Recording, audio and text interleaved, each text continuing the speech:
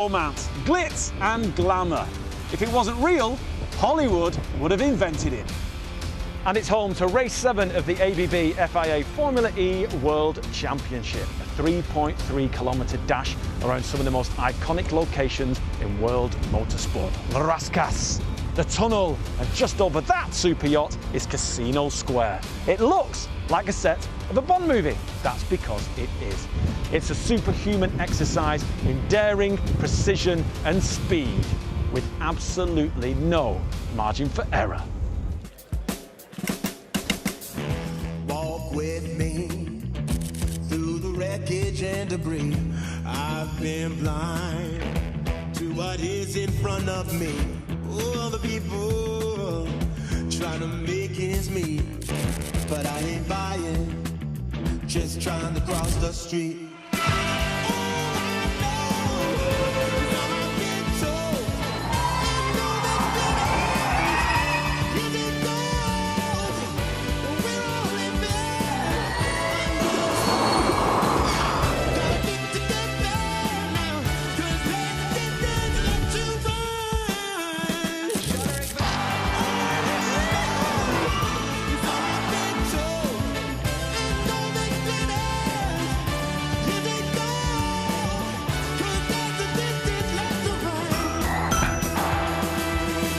Action! Welcome everyone to Monaco. This is it. This is the one we've all been waiting for. I'm joined by Dario Franchitti and Jack Nichols, our race commentators. Gentlemen, this is what can only be described as epic, Jack. Well, I tell you what, I have been coming here for quite a long period of time. This is my first time on a Monaco grid. I've been here since season 1 Formula E. I'm on the grid. We're about to do a race on the full Monaco Grand Prix circuit, the most iconic motorsport track in the history of the world, of the Earth. You think I'm excited normally? Brace yourself. Brace yourself. I think "and we go green" at the beginning of the race will be a few octaves higher than usual. I might not say it, I might just sit back and drink it in.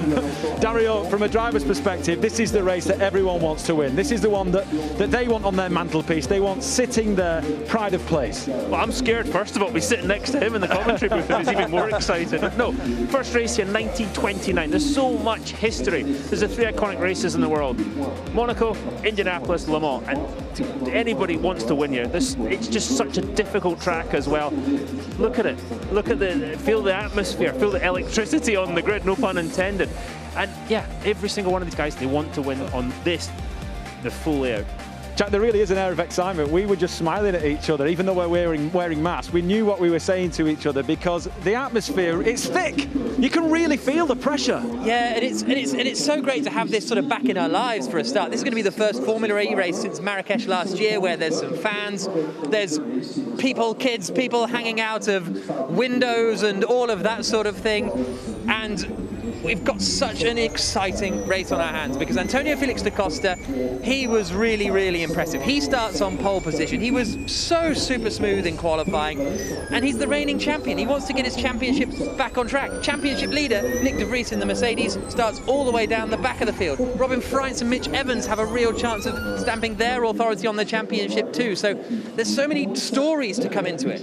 All right, let's have a look at the championship standings, shall we, Dario? We've got the Mercedes boys doing exceptionally well. Yeah, absolutely. But as Jack said, Nick de Vries back at the grid today. Jaguar boys look quite quick round here, certainly in race trim. And Mitch Evans' lap in qualifying was worth the price of admission. He was on the rack stop so many times.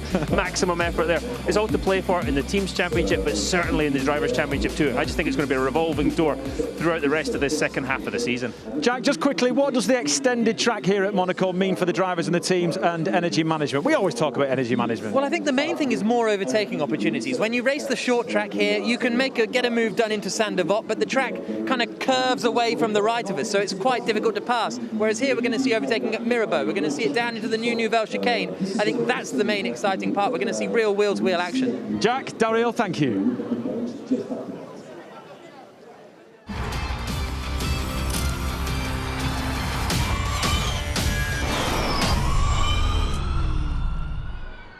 Le championship, le championnat de la FIA We have a tremendous lineup of drivers here at Formula E, and in particular our rookies. Our rookies have experienced pretty much everything you can experience in Formula E, and we're only halfway through the season, so let's take a closer, in-depth look at those guys that are making their first hello to Formula E.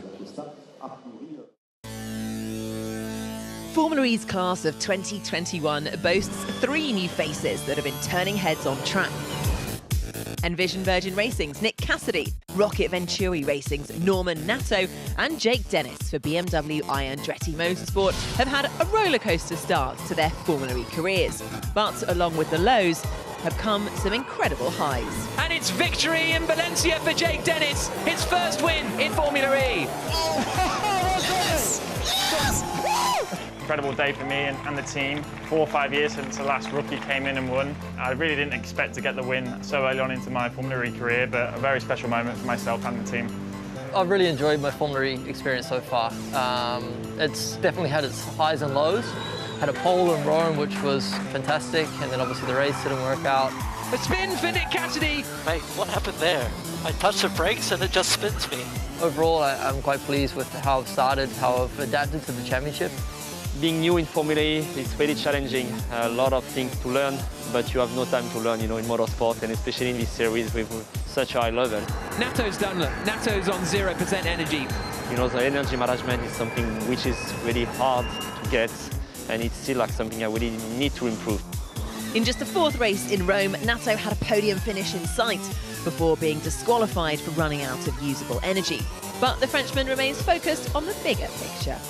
Difficult to swallow for a few minutes, but then I've just realized that the step forward we've made compared to Riyadh, so it's really important for me this year to learn and to show this kind of performance. It's one of the toughest championships to get used to because of the nature of the circuit, the one-day format, the cars, the qualifying format as well. But on top of that, you've got 23 of the best drivers in the world here, which doesn't make it easy.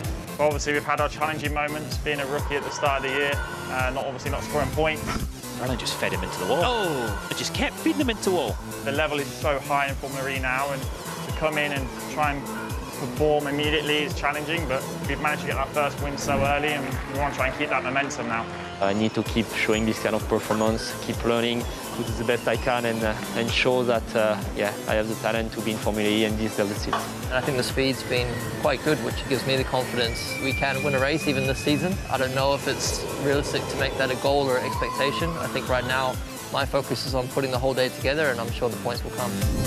With points on the board for all 3 drivers already, many more will surely follow for Formula E's trio of talented rookies. This year's draft continues to electrify. Well, Dario, now that we have kind of calmed down, we're in the shade. The sun is off us, the heat has kind of gone down a little bit. Let's talk about this extended Monaco track, because in qualifying it was really hair-raising for several drivers. Yeah, forget all this, forget all the glamour, the glitz. It's a brilliant racing track. It's got so many different types of corner, massive elevation change too, and it's a challenge for the drivers, and you can see they're absolutely on the limit at every single corner. So to me, that's what makes it one of the reasons it's so special to win here. It's such a difficult place just to get around and not to make a mistake. Never mind even to race on it with 23 other lunatics this afternoon. Well, Nick de Vries has been victorious twice this season, and he's starting at the back of the grid. Just explain to us what happened to him in qualifying. Yeah, so he was going through one of the corners and he had his hand off the wheel and it caught one of the switches on the steering wheel and turned it from qualifying power, 250 kilowatts, down to 200. And it takes a half a minute to reset that system. So his lap was essentially ruined. So he's at the back of the grid. And now I'm hearing that there's possibly a, oh dear. Yeah, just step back. Racing Royalty has joined us. Alan McNish, welcome. Thank you. Alan, this is special. You've raced here. You know what it's all about. I mean, Alan's crashed here. I know. All right, well, First corner, thank you, Dario.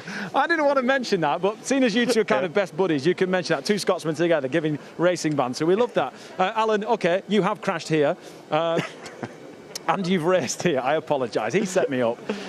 Just explain to us from a driver's perspective how difficult this street circuit is. Well, actually, for Formula E, it's kind of quite a nice street circuit because it's extremely smooth. But there's no runoff areas. We've seen a lot of cars touching the barriers as they've been doing their qualifying laps, and I'm sure there's going to be a little bit more of that in the race itself.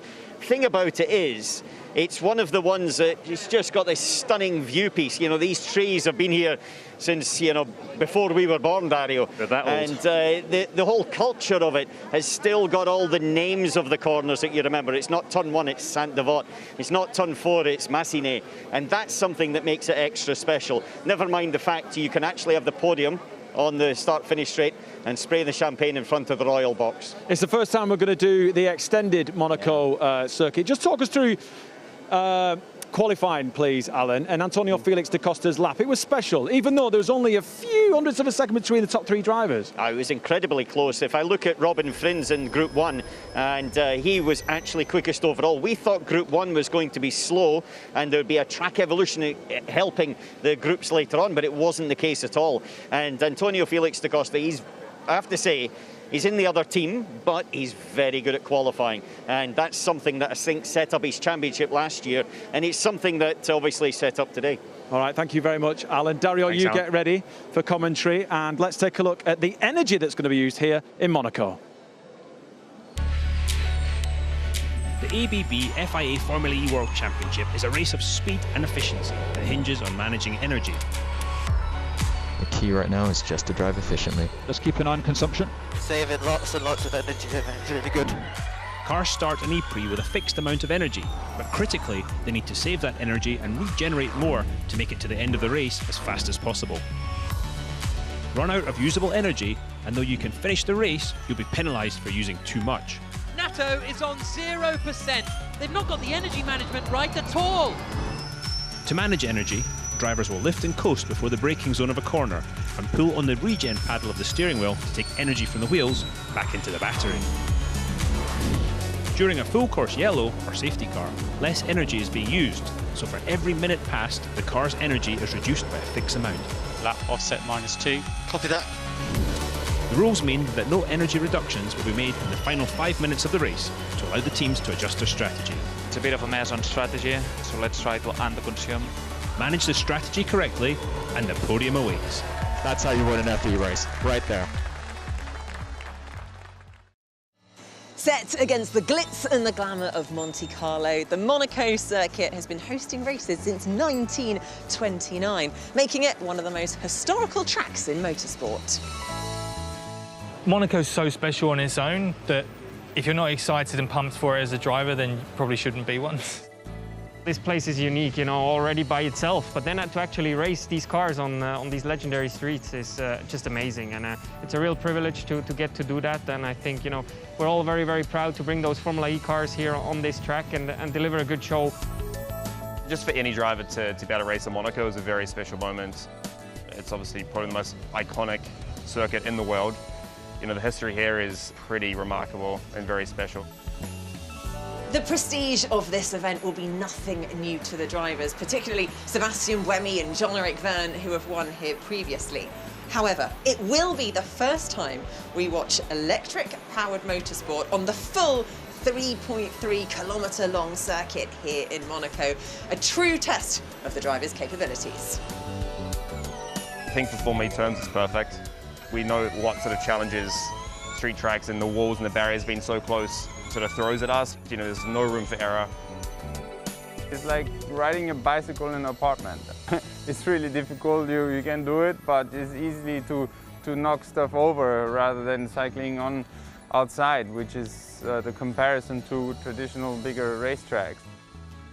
All the drama of this famous race will be witnessed by local residents, workers and students who have been specially invited to watch the first attended race since Marrakesh 2020. Now, as the grandstands fill with fans, there will be one question on everybody's mind, and that is which driver's name will be etched in the history books this weekend.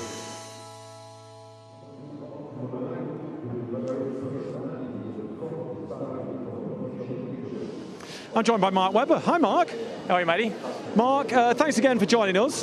You were with us in Valencia, but this is special. We're in Monaco now, and you have won here in Formula One. You've been victorious. Just talk us through a lap and what it takes, the intricacies of getting around here successfully. Yeah, no, it's an extraordinary location, obviously nestled into the bottom of the Côte d'Azur here. How they build a racetrack in this venue, who knows, mate, but they have. They've been doing it so successfully for so long. But for the drivers, it's a real challenge. I think that you you find yourself naturally just getting into this rhythm. You've got to find a cadence. There's obviously Armco all around you. It's as smooth as it's ever been, but these guys have got 45 minutes of severe concentration ahead of them. They've got to be focused. They've got to be, take their opportunities, but this place bites hard. If you just make a small error of judgment, it really can, the maximum penalty straight away. So it's different to Valencia, but it's a great track to drive on.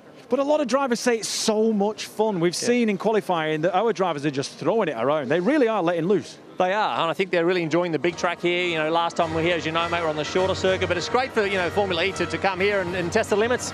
All right, let's listen to the national anthem.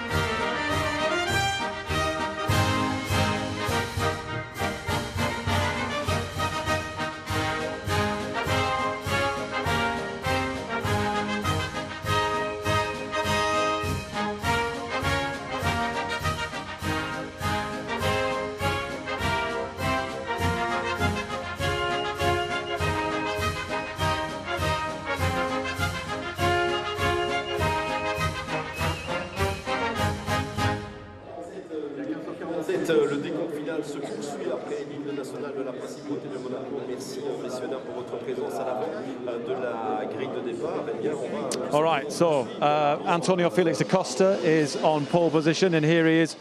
Sorry, gentlemen, just give us 1 second. Thank you. I love the fact that you cleaned the floor for me as well, Antonio. No, we're cleaning the floor for Robin. Have a good start. Second pole position. You've been on the podium as well so far this season. Earlier on after qualifying, you said that this is where my season could start. This is where you could really start to pick up points. You've got to go round. You're at start. You're at the front. You've got to finish at the front. What are you going to do, Antonio Felix da Costa? Over to you, my friend. We should hire you as a strategist for our...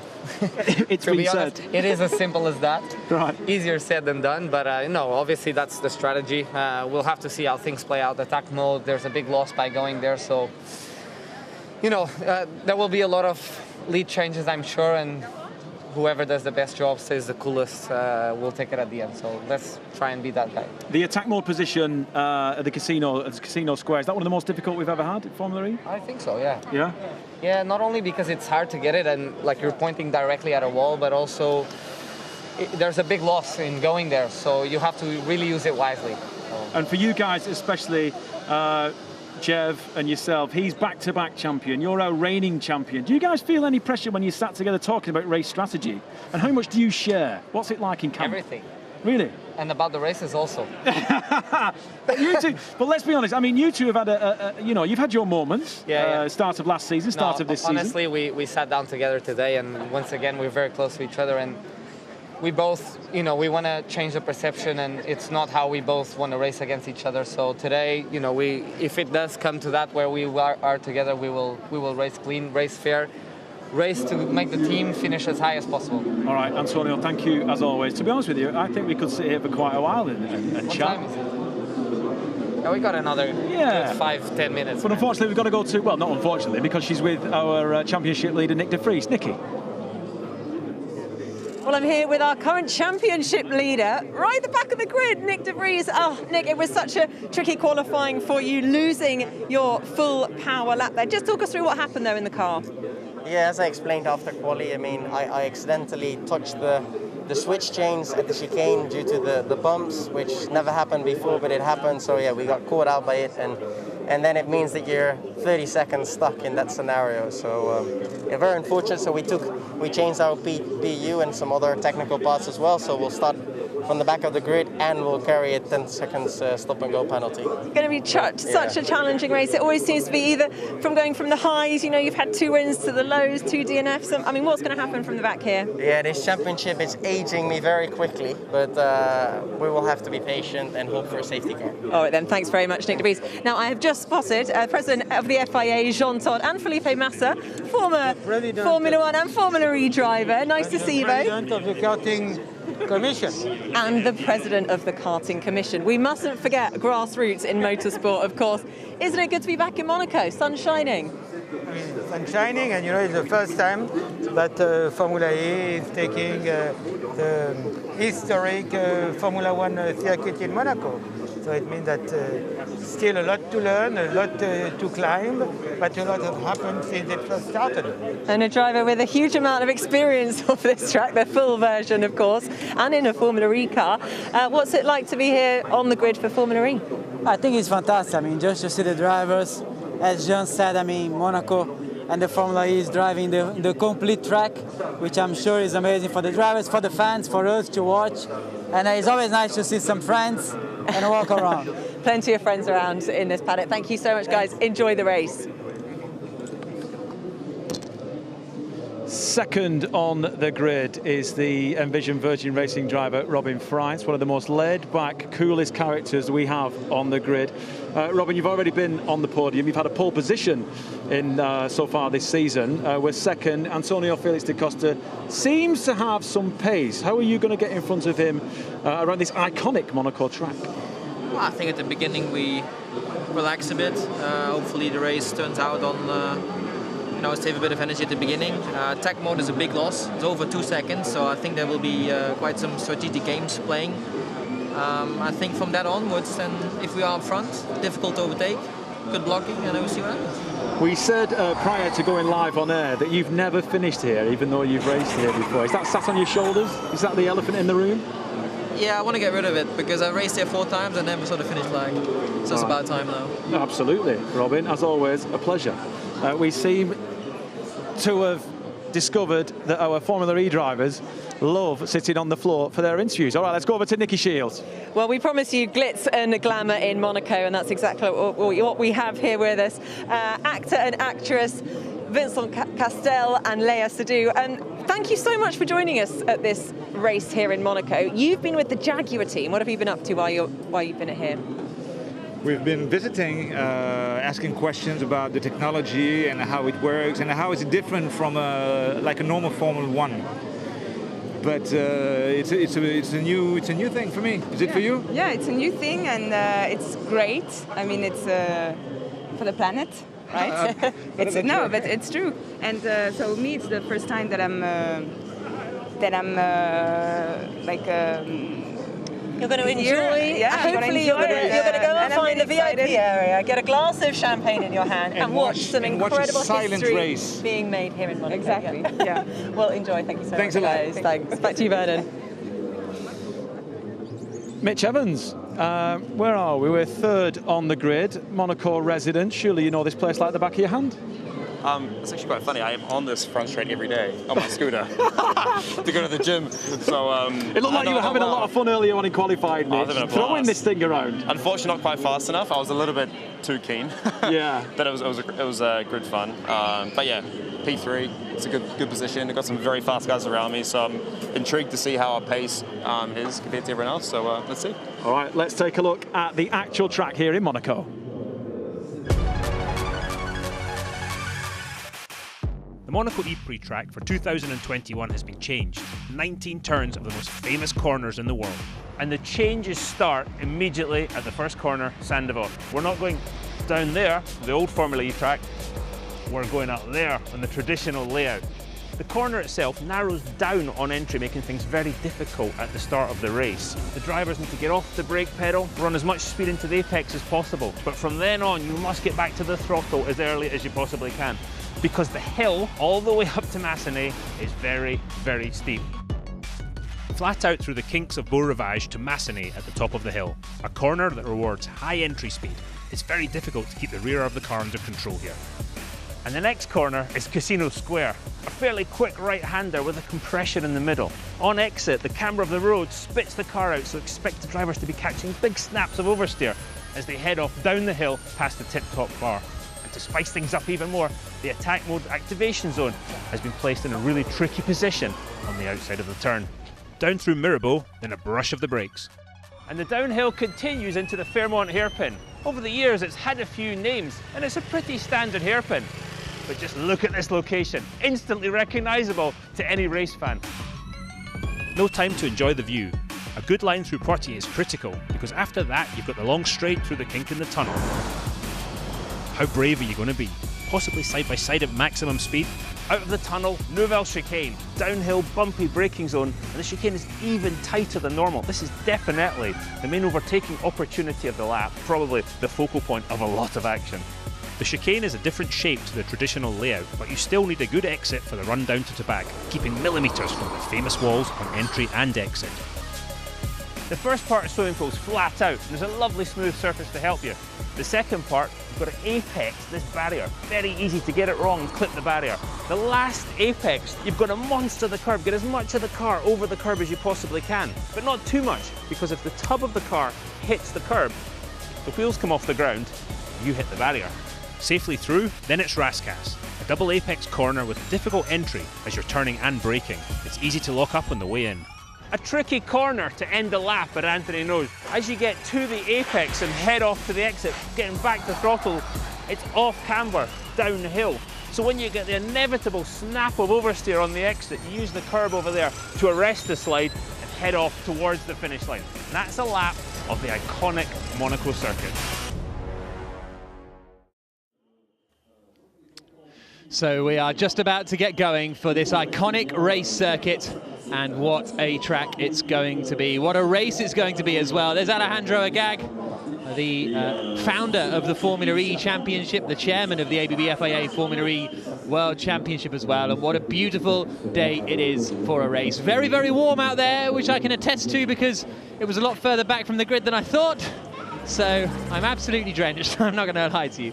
There is Jean-Eric Vergne then, starting fourth on the grid, the two-time champion in 2018 and 2019, the 31-year-old Frenchman from Paris, turned 31 on the Sunday in Valencia, and he lines up fourth on the grid. The Estechitas first and fourth, so what a strong afternoon they are in for. Dario Franchitti alongside me in the booth. I'm really looking forward to this, Dario. I am too. I think the full layout makes all the difference here. Such a great track. I think it's going to race very well with the Formula E cars. And there's a few out there preparing for battle. You can see that everybody wants to win this one, especially. Even guys at mid-grid are thinking, how can we get up front? How aggressive are we going to be in the first corner? There's Mitch Evans third on the grid. Second is Robin Freitz, his second front row start of the season for the Dutchman, who's never really gone very well here, but we'll see how racy he's going to be. In fact, speaking to Mitch Evans on the grid, he said it's going to be tough because I got two of the toughest guys to race against starting in front of me in Freitz and Da Costa. Yeah, absolutely. And I think the first lap, Jack, look out for everybody checking up. Look for the sort of the stack up in turn 6, which is the Fairmont Hotel hairpin, and then looking into the Nouvelle chicane, which is turn 10 and 11. I think you're going to see a bit of carbon fibre crunching at those points on lap 1. Yeah, indeed. And will anyone take advantage of those kind of backup positions to make moves like we saw Eduardo Mortara do? But there's Antonio Felix da Costa, pole and almost the win in the penultimate 2 races ago in Valencia. He'll be looking to convert it this time, and if he wins the race, he will be launching himself up the championship order because he'll be ahead of Stoffel van Dorn. There's a chat going on there with da Costa before he gets going. A little bit late actually this for Antonio Felix da Costa. The steering wheel is flashing. Not ideal stuff for the Portuguese racer, but we are about to get underway in Monaco.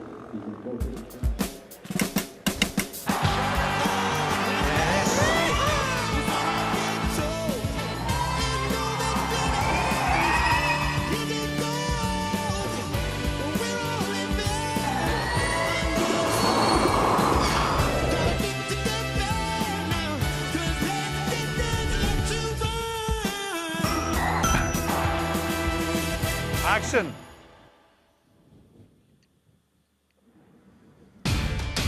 The most iconic racetrack in the world is about to have another chapter written this afternoon. After 93 years of history, the full Monaco Grand Prix circuit plays host to the Monaco E-Prix, the 7th round of the ABB FIA Formula E World Championship. The all-electric single-seater series is set to scintillate the shoreline streets this afternoon, and it could be a big turning point in this year's title race. My name is Jack Nicholls. Alongside me here in Monaco is Indy 500 winner Dario Franchitti, and this is how the grid lines up. Nyck de Vries, the championship leader, starts at the back and has a stop-go penalty. He's in for a tough afternoon. Sergio Sette Camara crashed in qualifying. No pace for the Neos in 21st and 22nd. Andre Lotterer frustrated to be that far back in the Porsche in his first race at Monaco. Lucas de Grassi has finished second here twice. He starts 17th today for the Audi Sport App Schaeffler team. Sam Bird is 4th in the championship. Stoffel van Dorn is 2nd in the championship. They're down in 15th and 16th positions on the grid, just behind the last race winner Jake Dennis. Sebastian Buemi, a two-time winner on the streets here in the E-Prix. He's 13th, just behind Norman Nato in the other Rocket Venturi car. Alexander Sims having his first run on the full circuit. He's raced the kart version, he's raced the normal Formula E version, and he is now setting his time for the first time on the full Grand Prix track. 10th on the grid, René Rast in the Audi. Watch for him coming through the order. Audi feeling very, very confident about their race pace and energy efficiency coming into the next 45 minutes plus one lap. Alex Lynn has been doing impressive stuff in qualifying so far this season. He scored his first podium last time out in Valencia. Can he do the same from 9th on the grid? He's up behind Pascal Wehrlein, who last time he raced at the full Grand Prix circuit at Monaco ended up with his face in the barrier at Portier after a collision with Jenson Button. Nick Cassidy, another driver having his first race here. He is 7th on the grid for the Envision Virgin Racing team, and he starts behind Oliver Rowland, another driver who has won here in Formula 2 in 2017. The British driver from Barnsley starts in 6th position. Max Günther with yet another strong qualifying performance, and he lines up 5th for the BMW I Andretti Motorsport team. And then we're into the top 4. Two-time champion Jean-Eric Verne is 4th on the grid in the black and gold DS Techeetah. He is up behind Mitch Evans, who is 5th in the championship standings coming into this race. He's got a big opportunity of gaining ground, as has Robin Freitz, who is 3rd in the championship, and he is not too far away from the points leader Nyck de Vries, especially with de Vries starting at the back.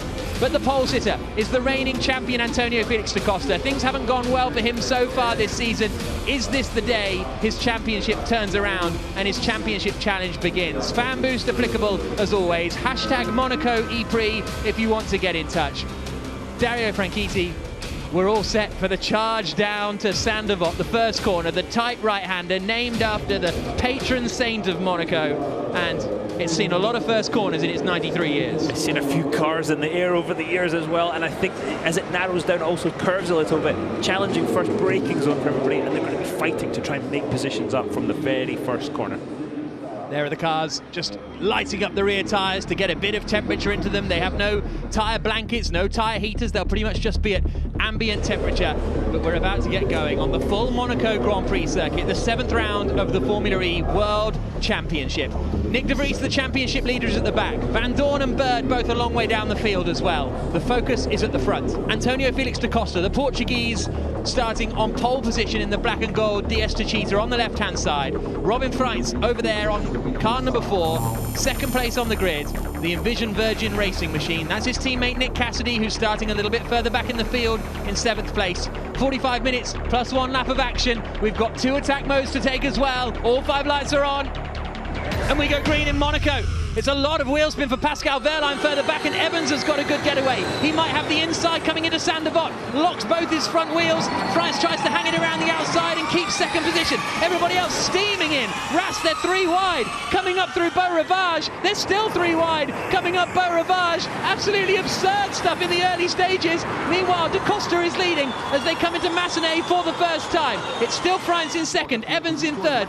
4th is Verne. 5th is Günther. Rowland is behind him in 6th position. So no real changes there. Pascal Wehrlein getting battered down the order because Alexander Sims has got ahead of him, and Sims is locking up, and there's a bit of contact and coming through Mirabeau. Everybody makes it through safely. Meanwhile, Rowland is attacking Günther. Now we're into the hairpin, and everybody is safely through as well, but I think someone's off. Oh, and there's a contact there. That is Sims in trouble. There's also someone off at Mirabeau. Yeah, Sims got checked up a little bit, got run up in the back, I think one of the Porsches, and you see the damage to Sims's Mahindra is substantial. And I think Gunter has come to a halt. I think it's Max Gunter in the, or is it Jake Dennis? I think it's Jake Dennis in the BMW has come to a halt on the exit of the hairpin. But Da Costa leads the way, Freitz second, Evans third. Those are the top three flashing through to back now. I would imagine there's going to be a full course yellow jacket. Let's see what if we've got cars stopped on track. Track clear, already, it says. Track clear, so we're good to go. Fantastic. Robin Freitz already putting pressure on Antonio Felix da Costa. Mitch Evans hanging in with them too. Just at this point, you're just trying to find out where your rivals have weaknesses. You've got a double yellow at turn 6. You're just trying to find your driver's weaknesses, the people you're racing against. Where can you make an overtaking maneuver? And that's before you even start thinking about the tactics of attack mode and when to take that. The attack mode activation zone outside of Casino Square. It's a fairly difficult attack mode today, and it's a massive difference in speed. You'll definitely lose position taking it. Yeah, we'll be looking at that a little bit later on once attack mode activates. We're on board with race leader Antonio Felix da Costa there. The Portuguese in front of Robin Freitz in the Envision Virgin racing car. Those two breaking away a little bit from Mitch Evans. I think, no, Sims has got going again, so everybody is still running, which is great news. But immediately, da Costa and Freitz, the top two, pulling a little bit of a gap to Mitch Evans behind. Roland is so attacking in the black and red Nissan, trying to go to the outside again of Max Gunter for 5th. Did you expect anything else? No. Oliver Roland is a very aggressive driver, always looking to make up spots. Been very quick all day, and I thought he was my pick to start making some moves towards the front. Sims is out of the race. Alexander Sims, who was involved in that pile-up almost coming out of the hairpin, is now out of the race. Yeah, the whole left side of the car was pretty much missing the bodywork, so there was no way to fix that in time, and a tough one for the one half of the Mahindra team. Alex Lynn, P8 and Miller Mahindra. On board with da Costa, leading the way. 42 minutes plus 1 lap to go. Nick de Vries made up some good places at the start. He's up to 19th, but he's still got a 10-second stop-and-go penalty to serve for changing parts of his car outside of the regulations. They'll have done that just as a, precaution, really, starting at the back of the grid, get some new components in the car and focus on the rest of the season. Absolutely. Look how close the field is. How are you going to make up from all those spots, 23 spots to get into the, even 14 spots to get into the points? Very, very difficult. Freitz looks like he's making a move into Sandoval. Oh, he's right there on Antonio Felix da Costa's gearbox. Looking very racy early on, isn't he, Robin Freitz? Running in second position. And those two right together, these two good friends, as they come up to the hill. They were teammates with Andretti a few years ago. And da Costa looked a bit wide there, coming through Massenet. Yeah, absolutely right. And there was some marbles on the outside of the track. You don't want to get too wide there, because you hit the marbles, it's like hitting ice, and then the next thing you will hit the barrier. You don't want to be doing that. No margin for error at all. Pretty much any Formula E circuit, especially here in Monaco. Pascal Wehrlein in 15th place, one of the early drivers to take attack mode. Da Costa's being told to be careful with rear tyres. So Evans being told that some of the other drivers are being told to be careful with their rear tyres. Here's a look back from da Costa as we come down to the new Nouvelle chicane. We go left, right, and then left again. And this is tighter than you would normally see in other forms of racing. Look at how tight it actually is. And it's been causing a few problems this morning. We come through to back. The only thing to apex there is the barriers. No room for error at all.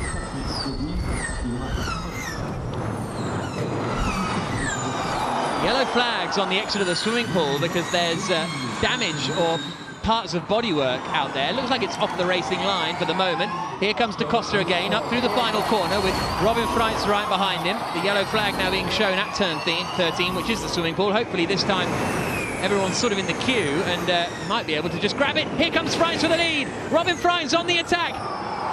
He's through. Freitz ahead of da Costa. The Envision Virgin car pulling to the front now. Will he try and extend his lead? Good job, mate. Good job. Focus in front. Bertrand Famine saying, good job, focus in front.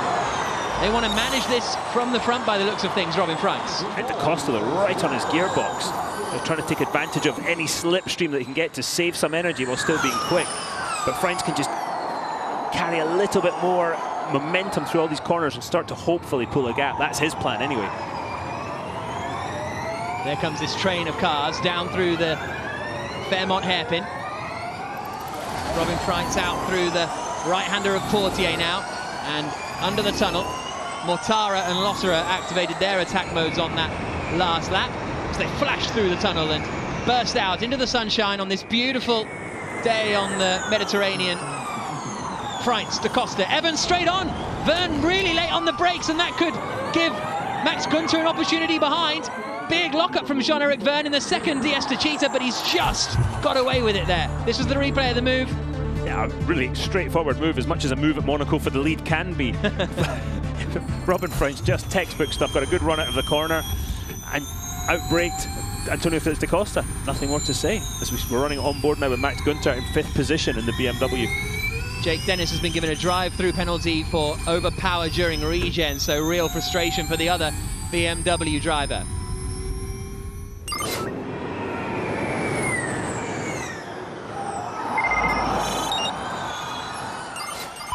Copy, really good job. Chev is under pressure, he knows we are quicker than him. Max Günther being told you're doing a good job, and the car in front, Jean-Eric Verne, is under pressure. He knows we're quicker than him, but meanwhile it's Robin Freitz who's out in front, Da Costa second, Evans in third, so that overtake down at turn 1 for Robin Freitz gives him the lead of the race. But the top 3 now are breaking away a little bit from Jean-Eric Verne after that mistake at the chicane. And when you get any kind of gap, that's when you can go into the attack mode activation zone and hopefully try and lose little, if in fact any positions when you take attack mode. That's the strategy, that's the theory at least, but it doesn't normally work out that way. It's quite a long attack mode. It's quite a bit of time that you lose. So if Freitz were to take it now, he'd emerge in sort of 4th or 5th position. Each driver has to use it twice during the race, and they get an extra power boost for 4 minutes, 235 kilowatts of power. There's Robin Freitz, the leader, coming into Tabac. Da Costa right behind him. Then it's Evans, then it's Verne, then it's Günther, then it's Roland, then it's Cassidy, then it's Lynn, then it's Ras, then it's Buemi, then it's Bird, then it's Mortara, then it's Lucas de Grassi. As quick as that. All nose to tail right together. Bird has basically got no front part of his nose there, so he's had a bit of contact out there somewhere. 37 minutes plus 1 lap to go. Freitz leading, Da Costa, Evans, Verne and Günther are coming back at them. And we're on lap 4. We expect the race to be somewhere about 29-30 laps this afternoon. That's 45 minutes plus a lap, as you said, Jack. The drivers are dealing with the tyres start to get hot, and they've got a very narrow operating window, and as they get hot the car slides more, which then means the tyres get even warmer, and it's a very vicious circle, and the drivers are trying to avoid that. And look at Mitch Evans all over the back of Antonio Felix da Costa up the hill into Masseny. Mega job. Josep Roca telling Evans that he's doing a mega job, and the Diaz-Techeetah, the new car that they've brought for this race, and it came out for the first race in Rome, but it's looking okay at the moment. But the Audi powertrain in that Envision Virgin car up at the front, and the Jaguar there in Mitch Evans' car in third, it's looking pretty decent. Yeah, the Jaguars looked very strong this morning in free practice one when everybody was in the race running. They just looked comfortable. Mitch Evans' qualifying lap was as far from comfortable as you could get. It was absolutely sideways everywhere. It was great to watch. But he felt he'd lost a little bit of time with that. But yeah, race trim, the Jaguar looks very, very strong. As you say, Jack, the Envision Virgin car too. Driver's eye inside the helmet of Max Günther in 5th place. Chasing down Jean-Eric Verne. Verne seems to have recovered a little bit, regained his composure, and has slowly caught the back of Evans, Da Costa and Freitz up at the front. Yeah, that's the trick. When you get flustered, let's hear from Günther. We cannot pass him. We don't want to hear that, Max. Come on. Yeah, exactly. But yeah, you got to regroup and then go again. And bearing in mind the energy saving that's going on too.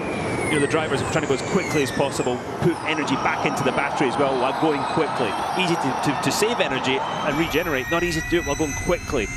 And I think you'll get these guys who get a little bit excited today because it's Monaco. The car will be telling them when to save energy, and they just think, I'm going for position. I want to win this one. Monaco or bust. And Monaco or bust, exactly. There's a casino, Jack. Yeah. Very good. As Lynn took attack mode out. Attack mode must be used 2 times during the race. Each lasts 4 minutes, and you get a 17% power boost for that time.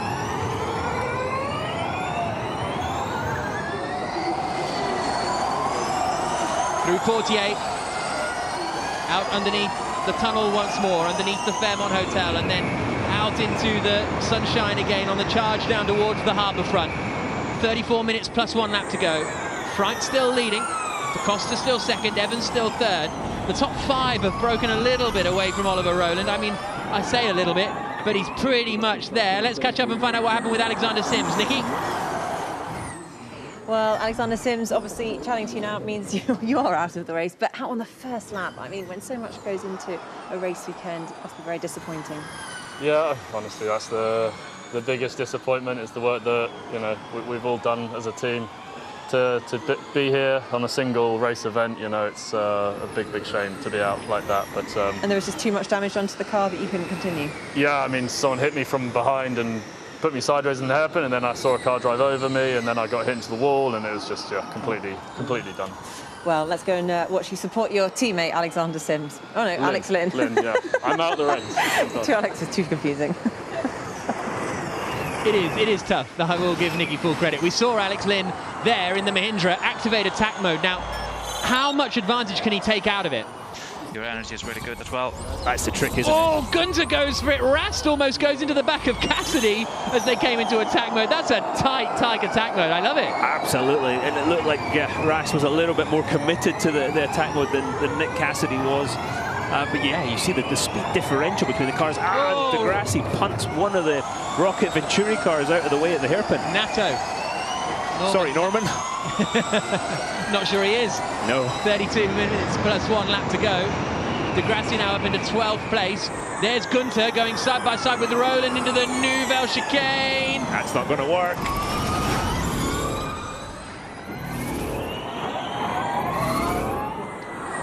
Roland defending vigorously from Max Gunter. Gunter's in attack mode. Him, Lynn, Cassidy and Rast are in attack mode for the first time. Robin Freins is still leading the way. Half a second clear of Antonio Felix da Costa, who's the onboard you can see in the top left. Evans is only half a second behind them. Verne is half a second behind them. Then there's the gap back that was created really with Gunter taking attack mode. We keep a cold head. Keep a cool, calm, cold head is the message to Max Gunter from Luis Galland. And he's about to attack Oliver Roland on the outside again. Oh, looks like he's gone right round the outside. Has he managed it? No. Oh, Roland's still there. Roland fighting really hard for this position. Gunter's in attack mode. He's got more power, look, but there's no way he can get past going up Beau Rivage. Absolutely not. And Oliver Roland, we've said it, he's a really aggressive driver, and he's not going to give anybody anything, as he doesn't have to. And black and gold to Cheetah through attack mode activation zone. Da Costa from second place then activates his attack mode for the first time. Roland struggling with rear tires. Oh, big defensive move from Roland into the hairpin. A big shot when Gunter even thought about looking to the inside. This could be the stopper in the bottle for anybody behind Roland. He's struggling with the rear tires, as you heard, and that's going to allow the cars behind to close up. And is he compromising his own race here, Roland? Because he's fighting so hard with these with this driver behind. And there's the look from Verne. Verne is going for Evans round the outside at the Nouvelle chicane, and Verne gets through, and Da Costa's going to get caught up in that. Evans goes straight across. Now I think he'll have to give that position back, surely. They're going to go side by side into back. And Evans comes out in front, and Gunter takes advantage and gets past Jean-Eric Verne. Brilliant wheel-to-wheel racing on the streets of Monaco. And this is where, if you're Jean-Eric Verne, the black and gold Cheetah, you've got to just take a breath and calm down. We're on board again with Max Gunter and the BMW, 5th position. It's all over the back of the Jaguar in front. Now, well, obviously, we'll have a look back at that, and I'm sure the stewards will be looking back at that with Evans as well, because he's side by side here with Verne, and then he just doesn't take the corner and gets ahead of Verne. I know Verne left him nowhere to go, but that's a tough call. And look at that, Freins is just disappearing. He might be able to take attack mode here, no trouble at all. Cassidy, meanwhile, is going side by side with Alex Lynn as they come up the hill. Cassidy is in front. There's also the Audi of René Rast in that fight too. Surely Freins takes attack mode this time around. Indeed he does. Race leader activates attack mode. Does he emerge still in front? No. So Da Costa gets into the lead of the race, but Freins will have attack mode for longer. So Da Costa has track position now in front of Robin Freins, but Freins will have attack mode later to try and get the position back. This strategic undercut, trying to gain some track position and then hold off the car behind you when they get attack mode. That's what everybody's trying to do. That Verne and Evans incident is under investigation, as you can see there. Cars 25 and 20. Let's see how quickly Robin Freitz tries to get back past. All of this has meant that Max Günther, after sort of the first rounds of attack mode, is up into third place. Although having said that, Evans, Verne and Roland are yet to activate their first attack mode. Swinging through the swimming pool. You can see how aggressive the cars are being on the curb. You just got to hit that curb slightly wrong, Jack, on the second part of the swimming pool, and you're going to be in the barrier. It's such a difficult corner when it's watched during free practice too. The commitment level is very, very high. Over the start-finish straight again. 28.5 minutes, plus 1 lap to go. Fastest lap of the race set by Da Costa, then immediately set by Max Günther, who was not in attack mode, Max Günther. So that's a fairly rapid lap from Günther. We're on board in the nose of Robin Freitz. We come up towards Massenet, the left-hander, named after the composer.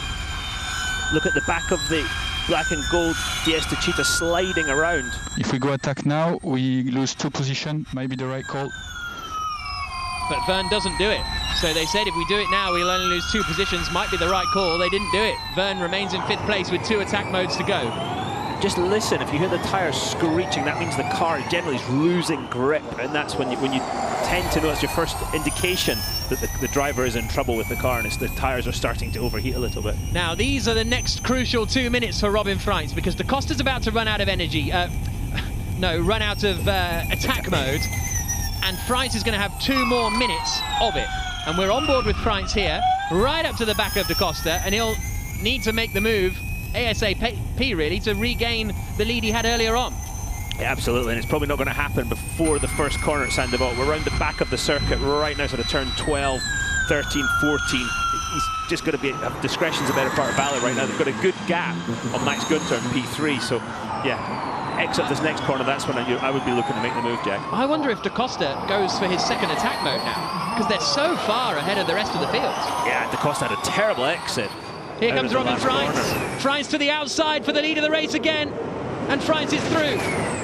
Robin Freitz back in front in the Envision Virgin Racing Car. And to your point, Jack, I think the tactical thing to do if you're Da Costa, get your next attack mode in when you've got enough of a gap to Max Günther to take it. Max Günther there in 3rd in the blue and white BMW I Andretti. Is Freitz going to... Da Costa going to activate attack mode this time through? No. Stays slotted in behind. Freitz has pulled quite the gap, actually, while he's still been in attack mode. Verne activates his second attack mode and drops back behind Nick Cassidy, who's having a really good run. So Cassidy now up into 5th place in the other Envision Virgin Racing car. But Verne will have now attack mode and try and get back past. Freitz leading the way, a second clear of Da Costa. And this is that, when you're in that situation, you've got attack mode. If you make an attempt at a pass, you've really got to do it because it costs you extra energy to get in that position. So you better make it count. It's when you try an attempt that doesn't work, that can almost ruin your race. Yeah.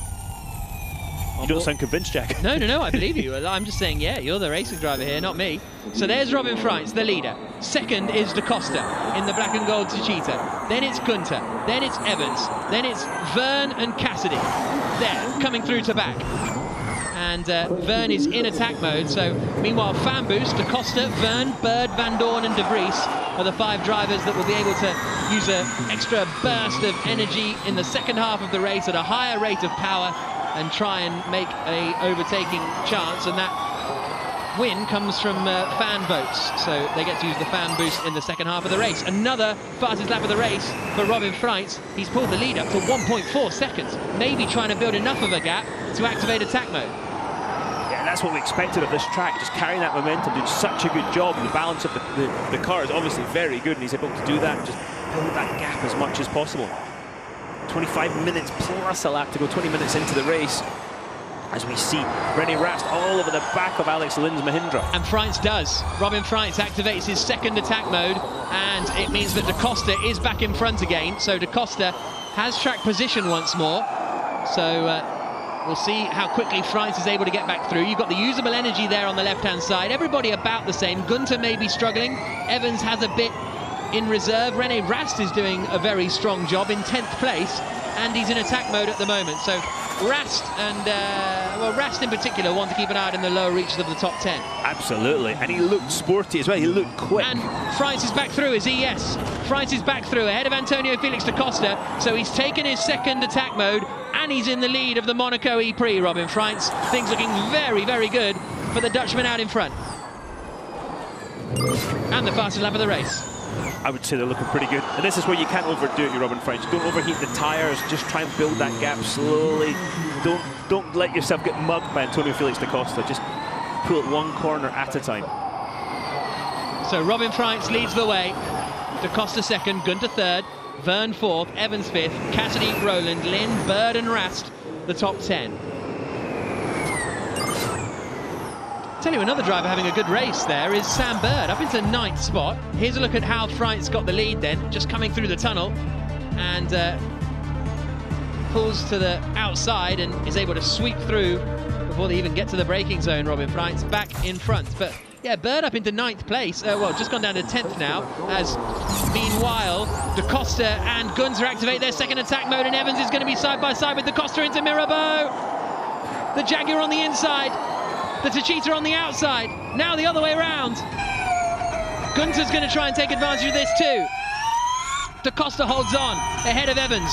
Verne now up into second place in the DS Techeetah. And that could be critical to the difference between second and third places in the final finishing order. Mitch Evans looks at the back of the car, is sliding around. Look how little steering input he puts into the serious corners. He's really, I think, struggling in the back of the car a bit as he moves over to defend from Max Gunter behind him in the white and blue BMW. Now, Evans had to let Verne back through earlier on in the race. So, race director told Mitch Evans, I believe, to let Jean-Eric Verne back past. I'll double check that, but I think that is what has happened. Freitz leading, Verne second, Da Costa third, Evans fourth, Gunter fifth, Rowland there in 7th position, ahead of Rast and Bird and Lynn. 22 minutes plus 1 lap to go. What can Jean-Eric Verne do? Now he's released in second position. This lap, he's absolutely flying. He comes across the line and the gap comes down to 1.7 seconds up at the front between Freitz and Verne. And this will show us the pace in that DS Techeetah. Can he close the gap to Robin Freitz? And when you're Freitz, you're looking in the mirror thinking, we want to go now. We want to go now. Red lights, red lights. Oh, and there's the look. Through goes Verne into attack mode.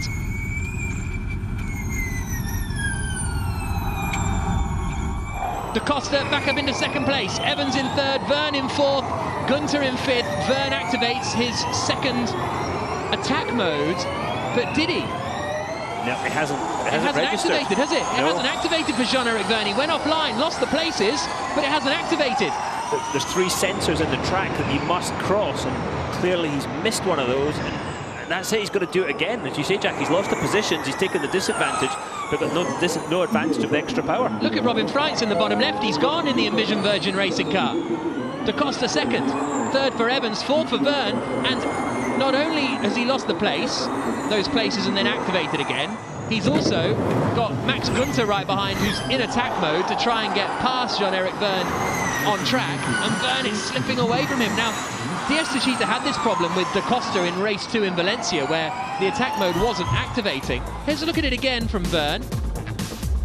Has he come out too early? If he has, it's close. It looked to me like he'd gone all the way over. I mean, they were talking 30 centimetres, 20 centimetres. That's, if he's missed it at all, we've got a yellow flag on course at turn 6, which is the hairpin. Okay. Keep an eye out on that one. So he only bits the car on the line in the middle of the circuit. The energy figures again. So Rast is doing a great job. Oliver Rowland's maybe not in trouble, but he's certainly the lower end of the usable energy. Yeah, 20 minutes plus 1 lap to go. Here we've got Gunter defending from Rowland. Verne deciding not to do attack mode that time to activate it. Cassidy is now back behind René Rast, who he just carved through the field in Valencia, and he's doing again, Rast. He finished 5th and 6th in the races in Valencia, having started 14th on both occasions. And he's won here twice in the Porsche Super Cup before. So he's got good history at the Monaco circuit. First time he's ever done it. As we see him move, Max Gunter going past Jean-Eric Verne. Side by side, into the new Nouvelle chicane, and Gunter is through, up into 4th place. Really strong drive this from the German. Very good job. Now we look ahead of us. Let's be efficient. Very good job. Jev is on standard mode. Now Freitz is all of a sudden under big pressure from Da Costa. So Da Costa has really hauled in Robin Freitz as they come into the final corner at Anthony Nobes. Took 9/10 out of him through the middle sector. Da Costa was 9/10 quicker than Freitz through the middle sector alone. And 8/10 in sector 1 as they come across the line. That was a huge lap from Da Costa to catch the back of them. Da Costa has a bit more than Freitz, but not a huge amount. It's still René Rast who's looking like he's heading to Energy Happy Town. Did Robin make a mistake? Energy Happy Town. Wow, what a place to be. Absolutely, especially if you're in the lead of the race. Now there goes Evans from 3rd place. He activates his second attack mode. When is Verne going to activate his? But there's just 0.4 of a second, nose to tail, between Robin Freitz in the lead of the race, Da Costa in 2nd. And watch for Mitch Evans to try and close the gap now between 3rd and 2nd. Da Costa ahead of him, you can see him. He's going to use that extra 17.5% energy, or power rather, to use that to attack and get up behind Da Costa.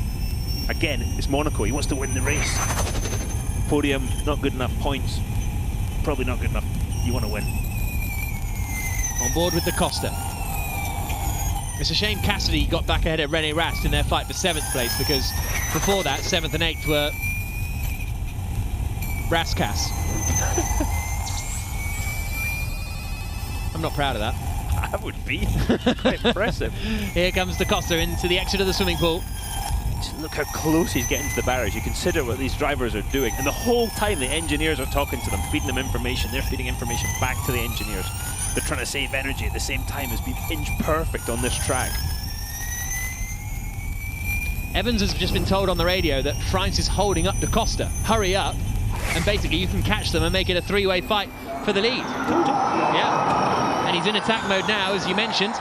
Here is Robin Freitz leading the way, 17 minutes plus 1 lap to go. Da Costa 2nd, Evans coming along to join the fight in 3rd position. Yeah, look out for Max Günther in 4th. He was 8/10 quicker than Evans that last lap. He's got his eye on the podium.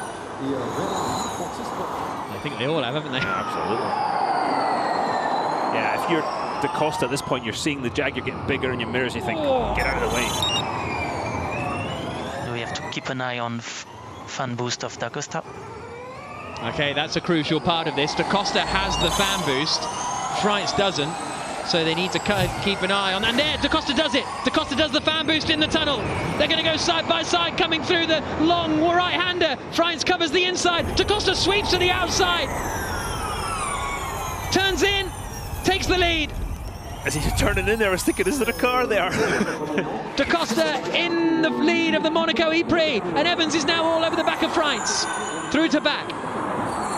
Bold stuff from Evans. Meanwhile, De Grassi is going to pass Alex Lynn into Tabac. He's lost most of his car. But Da Costa now is going to try and sprint away from Robin Freitz, and if anything, Evans is in attack mode, so Freitz could be dropping to 3rd here pretty imminently. Yeah, it's got about 2 minutes left, Mitch Evans of attack mode. This is where he's going to make the move, though, Jack. It wasn't a great exit at the last corner. That's a lot more power that he's got. Evans to the outside, Freitz on the inside into Sanderbot. Evans sweeps through, up into 2nd position, and he's still got 2 minutes of attack mode remaining. He's going to be all over the back of Da Costa. Okay, head down, max efficiency. He's going for it now! Keep energy under control, let's chase him. What a move! Evans up through Beau Rivage, takes the lead of the Monaco E-Prix.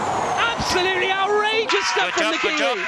He keep energy under control. His bravery pills this morning, did he not? The cheers inside the Jaguar garage, and Evans hits the front. 15 minutes plus 1 lap to go. That's remarkable stuff. And he's in good condition energy-wise, but what a move. That was up there with his qualifying lap from this morning. Incredible stuff from Mitch Evans in the Jaguar. And stopped is René Rast. René Rast has stopped climbing up the hill, and that's an interesting position. That could bring out a safety car. He's got damage on the front, and the safety car is deployed here in Monaco.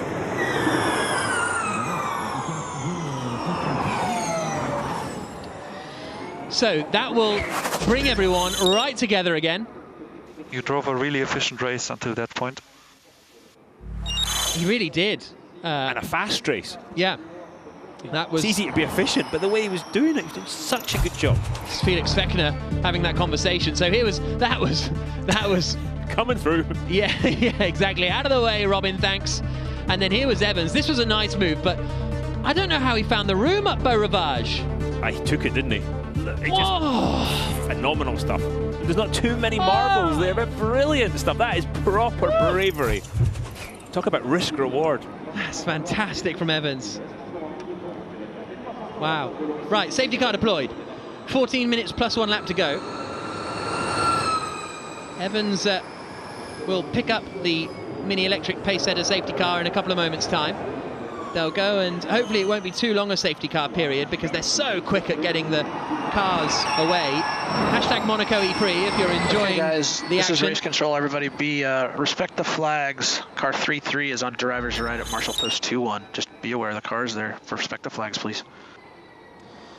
Race director Scott Elkins just... Now here's a look. We're on with driver's eye with Sam Bird. Up in front, what happens to Rene Rast? Side by side. Oh, and he hits the wall. So he was trying to go side by side with Nick Cassidy for 7th place and just ran out of room by the looks of things. That was a bit brave. Side by side to Sandoval.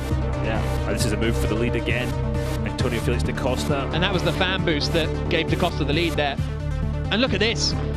Evans above. I stole that off Twitter, so sorry about that. But what a move. Absolutely unbelievable.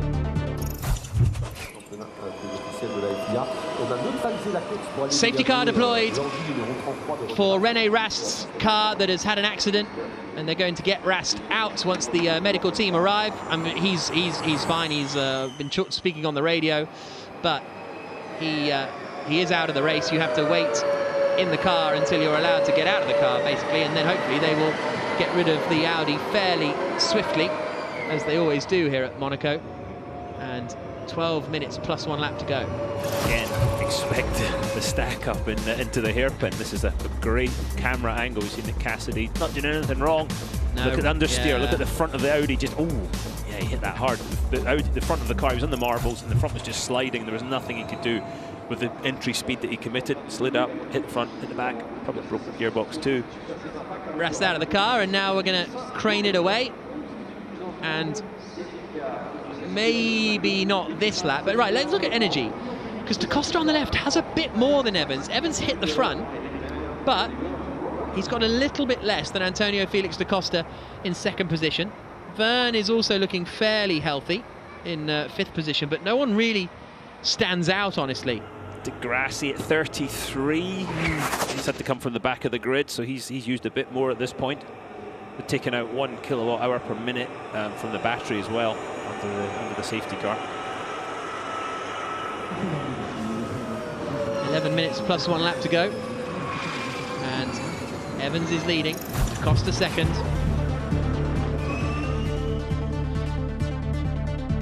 We're just playing these again because they're cool. Da Costa through the tunnel, and which way do you decide to pick? To be fair, Freintz kind of clearly committed to the inside, didn't he?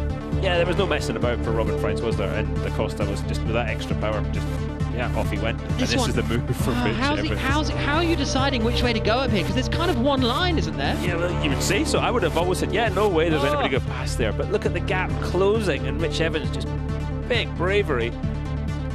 And then he heads off. Look at the back of the car, the back of the Jaguar just sliding around. You can see he's just dealing with that imbalance, but clearly his car is better than those around him. This is Freintz's view as he comes up Beau Rivage. Evans goes to the right. And at this point, he's probably thinking, yes, they're going to crash, they're going to crash. And then, they haven't crashed. Look at that, I mean, wow. Maximum respect, Mitch Evans. This is superb stuff. Right, Rast, it looks like they're going to have to roll this car back down the hill, so I think we'll get another lap behind the safety car as they come up through La Rascasse, and then we'll be in for an entertaining end to the race. Sprint to the finish. Yeah, exactly. There will be energy reduction again, but there'll be plenty of time for them to regenerate that energy. Easy for us to say from the comms booth. Not plenty, but enough, let's say. And everybody queued up behind Bruno Correa, the Portuguese racing driver who drives that Mini Electric pace setter. Now Verne, what's going on with Verne in his attack mode? That's a good question. I'm going to try and find out, because he's got 1 remaining. He needs to use it. He's going to lose so much ground Why didn't it work the first time around? Fascinating stuff. And we'll see what happens.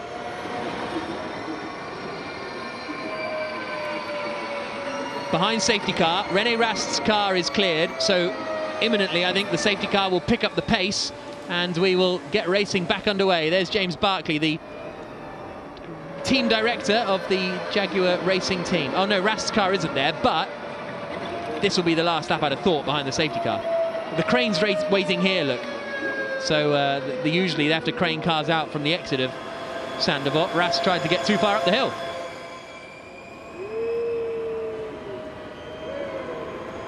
The good part about being under safety car, cool your tyres off a little bit, give you a chance to maybe regroup if you've been getting a little excited. Talk about excited, look at the front of Lucas de Grassi's car, as you pointed out earlier, Jack. It's missing one of the wheel covers, and that was probably what was lying in the middle of the track at the swimming pool earlier in the race. You see the attack mode activation zone that Jean-Eric Vergne is going to have to take.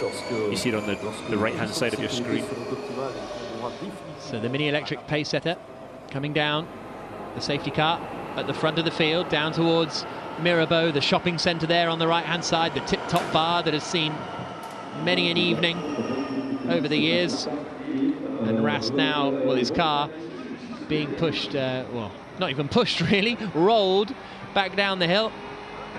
This situation, this is where a driver like Mitch Evans, he's pretty chilled out, he's a pretty cool customer, and that's what he's going to need in these next 7 minutes plus a lap, because I'm sure Da Costa's going to be coming back at him, trying to take that win away. You can see the damage on the left rear of the Audi where the wheel is up inside the bodywork. That's not what it's supposed to look like. Is it not? Yeah.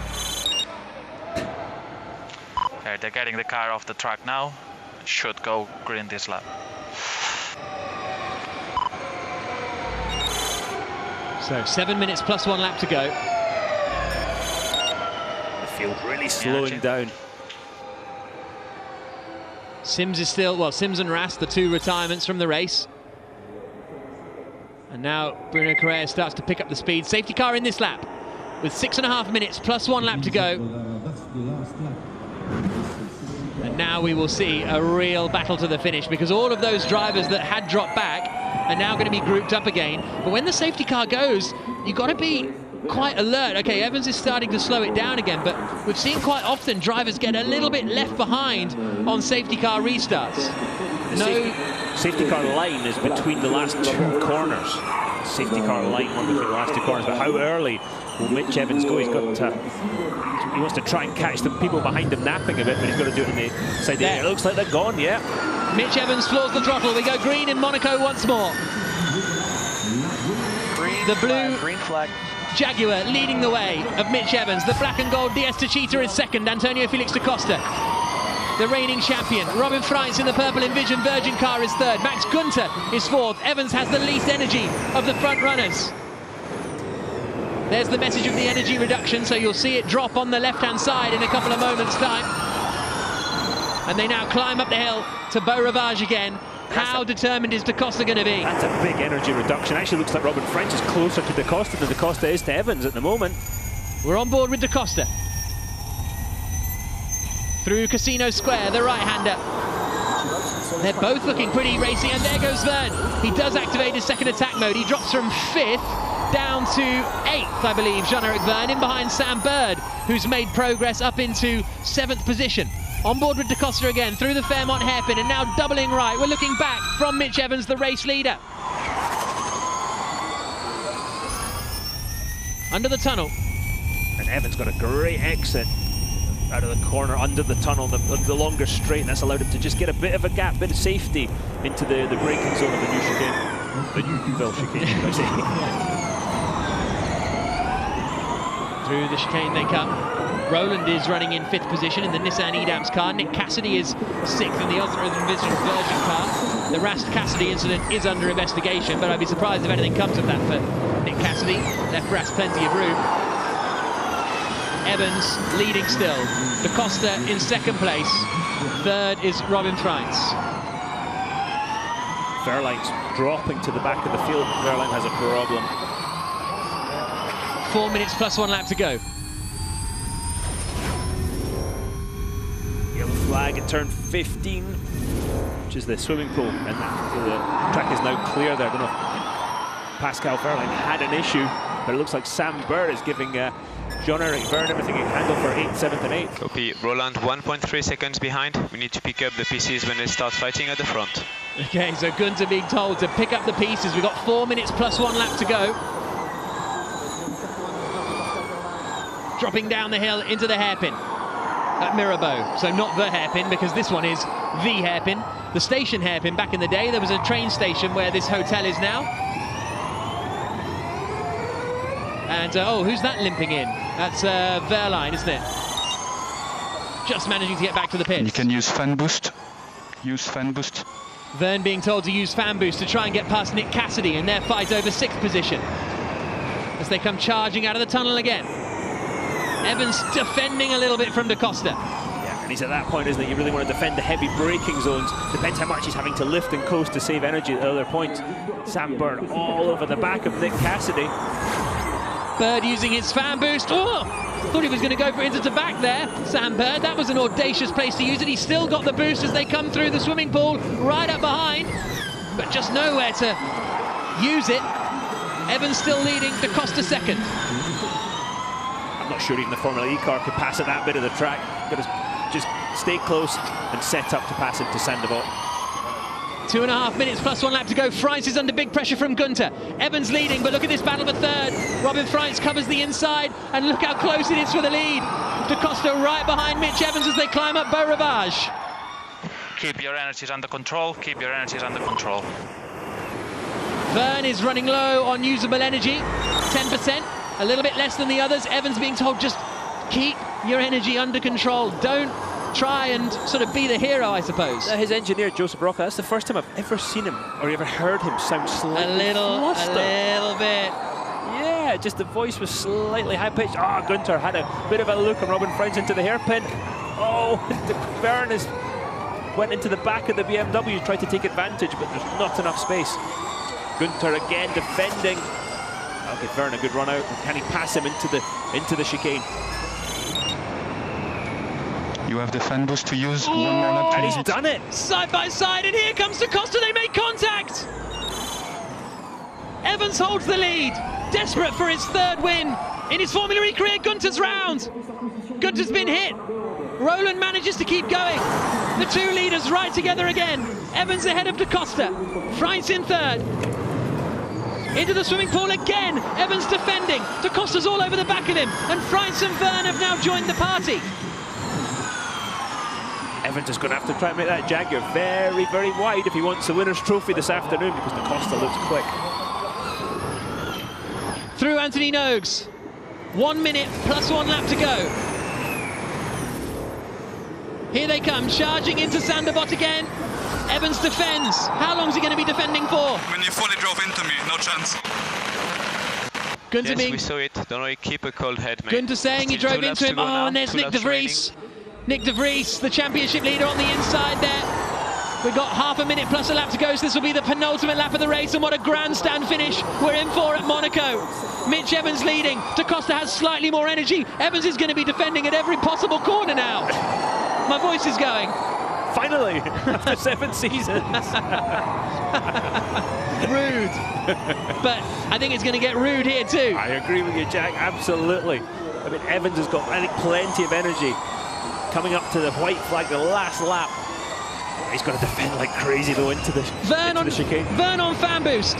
Jean-Eric Verne on fan boost, trying to close in on Robin Freins for 3rd position. Meanwhile, Evans is holding the middle ground as Da Costa tries to get past him. They come through the new Nouvelle chicane. Attention teams, respect the flags. There's yellow flags on the exit there, so it's double waved yellows now into the chicane. The flags. So we're going to get the last lap of racing. Fantastic stuff with Evans, Da Costa, Freins, Verne. Again, Evans is defending. You all know what race I'm thinking back to right now, and here he goes again. I'm going to struggle here. Evans is saying, I'm going to struggle here. Attention all teams, respect the flags. Car 1 more lap to go. Will stay there until the end of the race. This respect is the key flags, point. Please. Into Sandoval, he's got about 3 different braking zones, and Mitch goes very defensive as they brake for Sandoval. Evans holds the lead. Final lap of the E-Prix. It's going to be so close for Mitch Evans to get to the end of this. If he hangs on, it'll be one of the most remarkable drives that we've seen in Formula E. Da Costa goes for it into Beau Rivage. They don't hit. Just. France has got more energy than the pair of them in front. Down the hill now, into Mirabeau. And you can defend into Mirabeau. The hairpin though, watch for Da Costa doing a lunge. 17 is moving. Oh, and it covers the inside. It sounds like Nick de Vries might be on the move, so there might not be a yellow flag down at the chicane. There was contact, but further back at the hairpin, and this is it, Jack. The next braking zone, absolutely critical for the win of this race between Mitch Evans and Antonio Felix da Costa. 1% of energy left too. Final lap, coming down into the new Nouvelle chicane. Da Costa to the outside and to the lead. All locked up, gets it stopped. Da Costa takes the lead on the final lap. The DS Techeetah driver hits the front. The reigning champion is going to secure his first win of the season. Robin Fries is going to try and take second because Evans is going to be so close, so marginal getting to the end. Jean-Eric Verne is involved as well. Fries to the inside.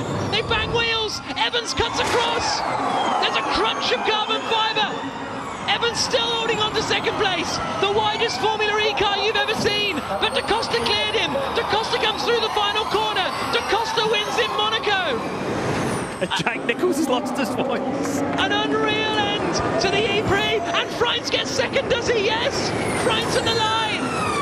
Freins at the line. Gets second position. Evans ran out of energy. He had to come off the throttle.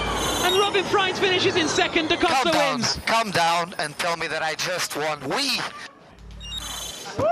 Antonio Felix da Costa and DS Techeetah take the win at the Monaco E-Prix.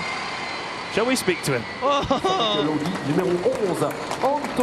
Antonio, it's Dario. Congratulations. That was such a good race. Jack Nicholls lost his voice. Doesn't he always? Oh man, I just won Monaco, man. This is insane. This is one of the races that we all look forward to. Not sure he's so cool to have Formula E here. Hearing us there, Antonio. But nevertheless, what a race! What a fight! Apparently we were hearing from Da Costa, so my apologies for that. But Antonio Felix da Costa takes the win. I mean, so much to unpack, so much to dissect from that. Freins took second place by 0.02 of a second at the line. Absolutely remarkable stuff. This was the move again for the lead. Full commitment to the outside. Everything locked up. Gets it stopped.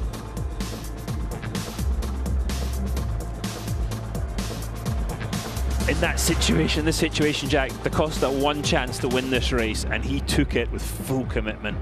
A fantastic manoeuvre, just authoritative, just went in there, took the win. Mitch Evans was in trouble. Mitch drove a fantastic race too. What a finish. Look at the result. There's Nigel Beresford, the team manager. I've never seen him so happy. But Nigel Beresford's done everything. He's won Indianapolis countless times. Look how happy he is. What a race. So, over the last few years, ladies and gentlemen, I've tried to calm down the shouting because it gets a bit much. You know, all my shouting, bah, bah, bah. But those last few laps, it was like, what am I meant to do, guys? What am I meant to do? Robin Freins now leads the championship, by the way. Robin Freins hits the top of the championship standings. Da Costa takes a win. That's going to launch him sort of well up there as well. Fastest lap went to Stoffel van Doorn, but he didn't finish in the points. So the fastest lap inside the top 10, I believe, goes to Jean-Eric Verne. So he will get the point for the Tag Heuer fastest lap. But Da Costa is going to drive around to the start-finish straight and line up there and celebrate. Never won in Monaco before, Antonio Felix da Costa. His best ever Formula E result was 9th in his very first season with Amlin Aguri 7 years ago in Formula E. That race didn't disappoint, did it? No. Really, the full layout, fantastic racing. You can't pass at Monaco. I was quite pleased not to have a double header this weekend because, you know, a Sunday off. You know, Sunday off. But now I wish we were. He's not very good at parking though, is he? You can hear the celebrations. Oh my goodness me. This is going to be... Oh.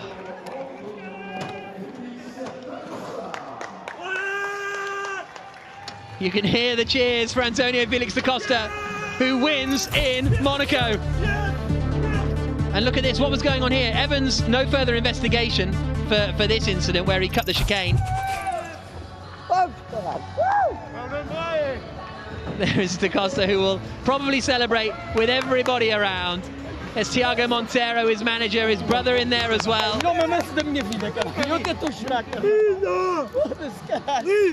You can see what winning in Monaco means. A Portuguese hero was da Costa after his championship win last year. I'm crying. Da Costa is crying under that helmet. And he is beyond buzzing, isn't he? It's going to be quite the night, I think, isn't it? For Antonio Felix da Costa. Right, here's a look at the classifications. 26 laps completed. Antonio Felix da Costa takes the win. Robin Freitz in second. Evans in third. Verne in fourth. Gunter fifth. Roland in sixth. Berg got up into seventh place. Nick Cassidy eighth. Ninth for Lotterer. 10th for Alex Lynn. De Grassi and Buemi finishing in 11th and 12th positions. And I've run out of words, haven't I? Mortara 13th. Sergio Sene Camara there. Nick de Vries not classified. Neither Mercedes-Benz finishing that race. Sims finishing down in 24th position. And yeah, there you go. There's the results after an unreal Monaco E-Prix. Absolutely love that. Ups and downs in Formula E, aren't there? This definitely an up, definitely a high point, definitely one of the best Formula E races of all time. Maybe even the best Formula E race of all time. I always say my favourite is the end of season 1 in London with Buemi and de Grassi fighting for the win. Alejandro enjoyed it as well, didn't he? But I think this might be my new favourite. Start to finish, brilliant stuff. And da Costa and Evans, good chums. Da Costa and Freitz, very good chums and well. But she has got to try and interrupt that conversation to hear from our race winner. Go on, Nikki Shields. Antonio Felix da Costa, it is every racing driver's dream to win here. How does it feel? Winner of the 2021 Monaco E-Prix. Pretty good. It feels pretty good. I mean, and also in the way that I knew the race was going to be so hard with the energy management, and you know, we played a perfect strategy with the team telling me all the information I needed to know at the right time. All the attack modes and everything was really well played, and oh my god, I mean, how many lead changes we had in a Monaco E-Prix. I mean that doesn't happen in any other racing series, you know. So do you think that last one was the best overtake of your career? It was definitely the riskiest. I thought I wasn't going to make the corner, but you know, Mitch he was super fair, and Robin as well, super hard but always super fair. I love racing these guys when it's like this, so love it. Huge congratulations. Thank you very much, Antonio Felix da Costa. The race winner. Here was the move for the lead on the last lap. All locked up round the outside. Thank you so much for joining us for this race. Honestly, we're going to have a great podium ceremony in a minute, but this was just brilliant, wasn't it? Next race will be coming up in Mexico City on the 19th and 20th of June. So put that in your calendars now. Let's see what our second place man has to say. Congratulations, Robin Freitz. Got second by 2,000ths of a second, 200ths of a second.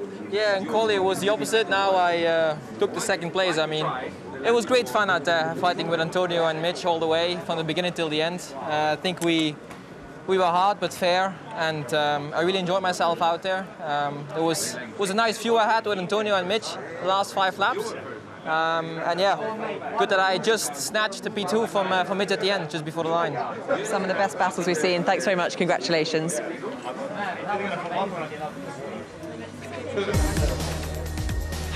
Look at that! Oh, that was the. Oh no, okay, that was the overtake for the lead with Robin and da Costa. I thought that was the end of the race when Freitz took second. But look at this, to the outside, coming down into turn 1. So many changes for the lead. Robin Freins looked like he had it under control for a while.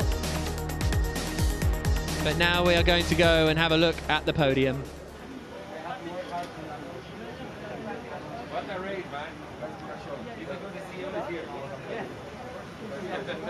Da Costa, everybody is happy after that race. It's just absolutely superb.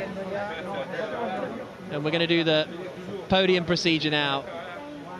And what a great time for DS Techeetah as well to win their home race with no Paris E-Prix. And as a result, they've got some important people there, including Beatrice Foucher there, the CEO of DS Automobiles, who's here for this race.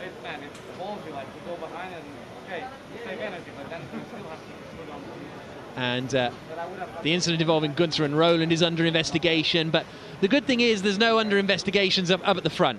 So the order might change 5th, 6th, 7th, but that sort of window. But those top 3 are the top 3. And it was so close for... Oh, I just want to watch it all again. I think I might tonight. Who needs to eat? We can just watch that again. There might be a party somewhere, and Da Costa might be there. Don't know for sure. Can't be 100% certain, but I have a sneaking suspicion.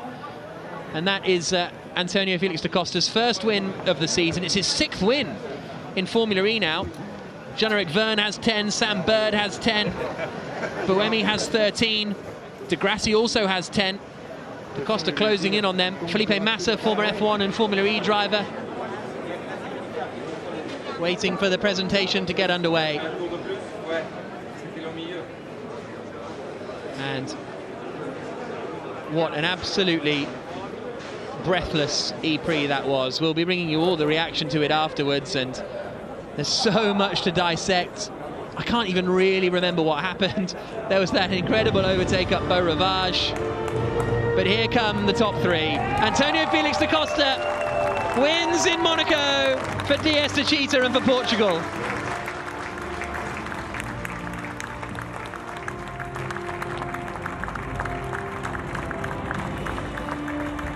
The top step for Da Costa.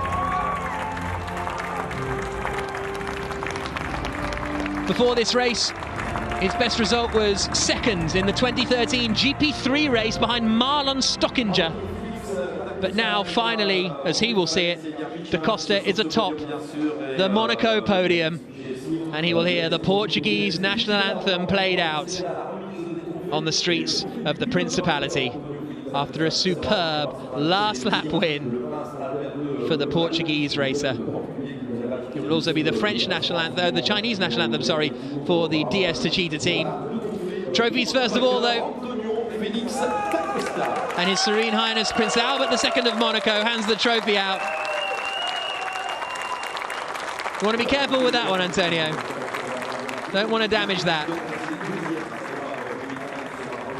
That will have a very special place in his increasingly growing in size memorabilia. And he said something very interesting earlier today. He said, I've got the Macau Grand Prix feeling. And he has won the Macau Grand Prix twice, Da Costa. And he had that feeling coming into today. FIA President Jean Todt hands the trophy over to Robin Freins. A 2nd place finish. That's Sylvain Filippi, the managing director of Envision Virgin Racing. A good drive from Freins. They'll be frustrated that they couldn't take the win in that, and the same will be true of Mitch Evans. But it's that thing, they're all going to be frustrated, but also at the same time happy to be up there.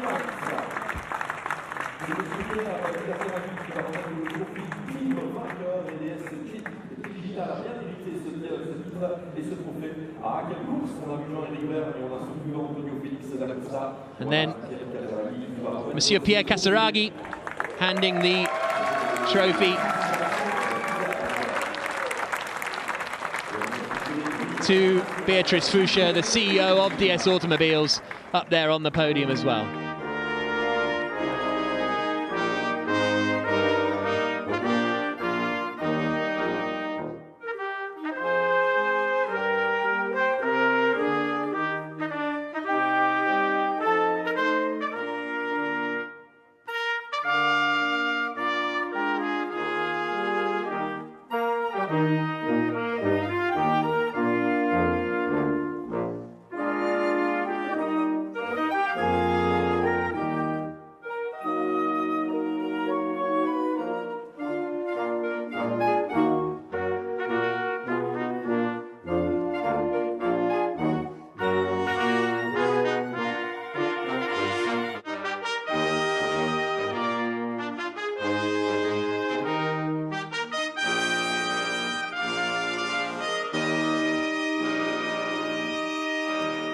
And now the Chinese national anthem for DS Techeetah after the Portuguese anthem for Da Costa.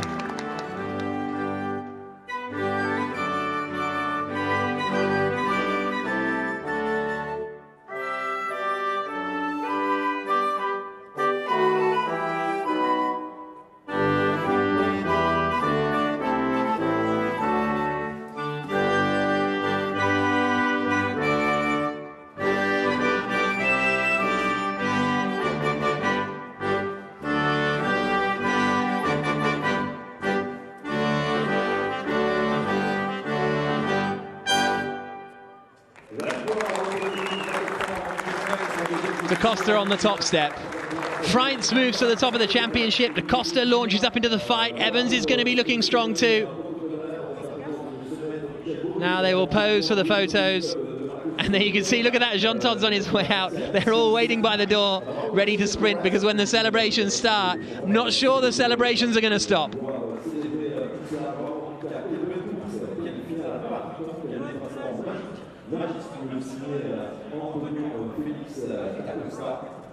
Here we go then. Antonio Felix da Costa smashes it for the second time in a day. Another Formula E victory, another Formula E classic. Just perfect. Absolutely superb race on the streets of Monte Carlo. And Antonio Felix da Costa on the top step of the podium in Monaco for the first time.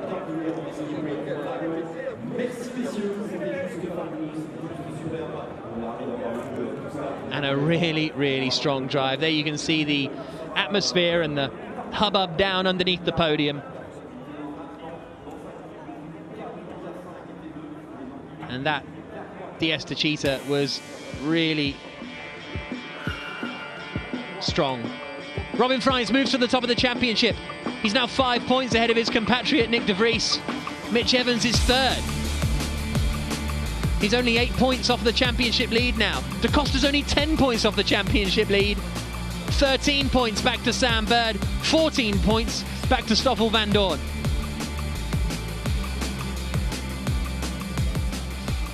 Big points haul for Max Günther today, finishing in 5th place, moving him up to 16th in the order. Lothar Cassidy also scoring points.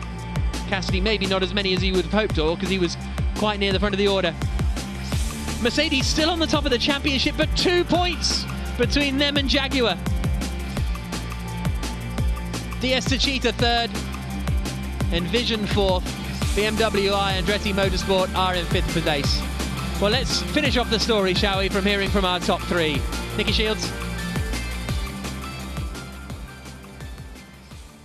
Congratulations on P3, the win just slipping away from you today. Yeah, I'm hurting pretty bad right now. I mean, I found myself in the lead and I burnt quite a bit of energy to get track position. My race was compromised quite early on with Jev trying to pass me and just held us all up, and then I got myself back into to the gearbox of these guys, got in the lead and then with the safety car, but I unfortunately burned too much trying to get by them, and that I paid the price on the last lap, and I was just trying to hang on for as long as possible. I knew Antonio was probably going to get me, but I just wanted to try and force him into using energy, but it wasn't meant to be. It really hurts because I've never won it before and it came close, but unfortunately we weren't good enough today. All right, thanks very much, Mitch Evans. Frustration for Evans. Frustration for Evans. Look at that, he got up past Robin Freitz in the early stages. And this was it. Again, around the outside at Sanderbot. Oh, and then he made this move through Beau Rivage. Unbelievable. Unbelievable. And he was leading the race, Evans, with a couple of laps to go. And as far as fastest lap was concerned, that went to Jean-Eric Vergne. He gains the extra point for the Tag Heuer fastest lap. 1 minute 34.697. And you know what? He'd have been in the fight. He finished 4th still, despite having to basically do 3 attack mode activations. So really, really good stuff from Jean-Eric Vergne, Only 2/10 back from Evans in the end, in the third position. So the Tag Heuer fastest lap means that it's still a different driver that has won each one. Rast, De Vries, Evans, Van Dorn, Freins, Lin, Verne, all setting the Tag Heuer fastest lap. And look at that, we're more than halfway through the season now. And no, we're not. I'm wishing it away. We're not quite halfway through the season, that's the great part. Still 2 races in Puebla in Mexico City, 2 races in the USA, 2 in the UK, in London, and then the season finishing in August in Berlin. We've still got a lot of racing action to come. Well, what an entertaining race. Let's go, well, try getting stuck into this one then, Vernon. Thank you, Jack. I'll tell you what, Jack, you have a quick timeout, get your breath back. Antonio Felix da Costa, congratulations, what an awesome race. Just talk us through that last lap, please. Yeah, look, I knew I had a little bit more in the pocket, and I was just forcing Mitch to use the energy that he had left, and I knew on the last lap that he was really going to struggle, and I pushed as much as I could through sector 2 to be as close as I could by the chicane, and I had to go for it. I thought I wasn't going to make the corner, but luckily I did, and I mean, fair play to Mitch and Robin as well. You know, we raced really hard today, but super fair. There was always room, and this is the way we like to do it, so amazing. Talking about room, I mean, fantastic win, first of all. Cool as a cucumber in the last lap. What did you think when he was passing up the hill? Did you see? Like this one, I could see him coming, and I knew that with the attack mode and the distance he had, that he was going to have a run. But I thought he was going to use the opportunity to save some energy, but he actually went for it, so he caught me a little bit by surprise. And really, hats off to him for that move. That's amazing. Full commitment. Mate, tell the viewers at home, because I know when we've both been in a situation where we have made big errors and it hasn't worked out today, last lap, Monaco, when you pass someone and you know it's done, how did you feel? Did you have a big smile? Did your tummy start to rumble? Yeah, I mean, I've done a few of those and went straight and didn't really pull off the move, and I really left it all on the table there. And yeah, once he was done, it was like, oh my God, like we did this. There's only 3 corners to go, and I know he's a bit dead, so I can, yeah, it was amazing, man. Are you going to do the Weber celebration and get in the pool? I told my team I have to jump from the 10-meter board here at the pool. So just for experience, mate, there's plenty of petroleum in there too, so you know, it's not. No, but I'm not going in the sea. Go in the sea. Come on, do it properly. You know, we did that as well. But great drive, I haven't done a Mark Webber yet. Great drive. Great drive. Antonio, that's the voice of experience, and once again, congratulations. Thoroughly entertaining from start to finish. We really appreciate it. If I want a job with you guys, I need to be at least 2 meters tall, no? That's okay. Or come to the nightclubs. You can't see much. You know?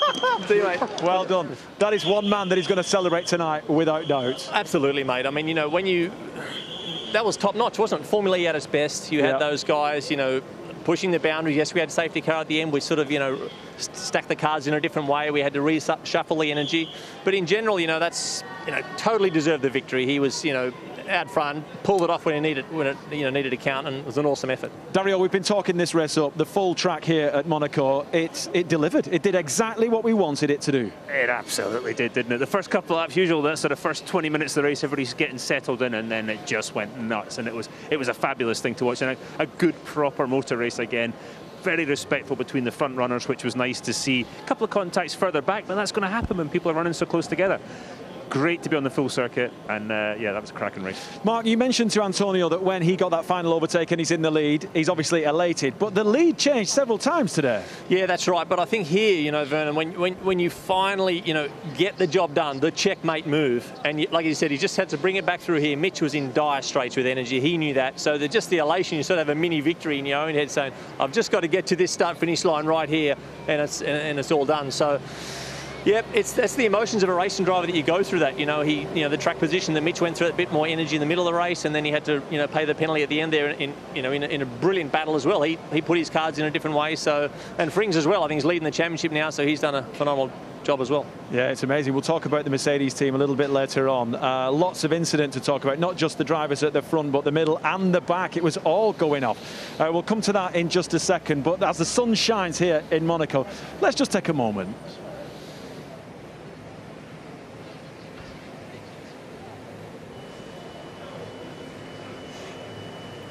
Oh, well, Mark Preston, let's catch up with you. You're not covered in champagne. No, What's going on? You weren't during the celebrations? No, I didn't go on the podium. We let Beatrice go on the podium, who's the CEO of DS Automobiles. OK, fair enough. Let CEO be in charge. Well, what a day to get an incredible win here for Antonio Felix da Costa. I mean, you could see the emotion on his face when he came out of that car.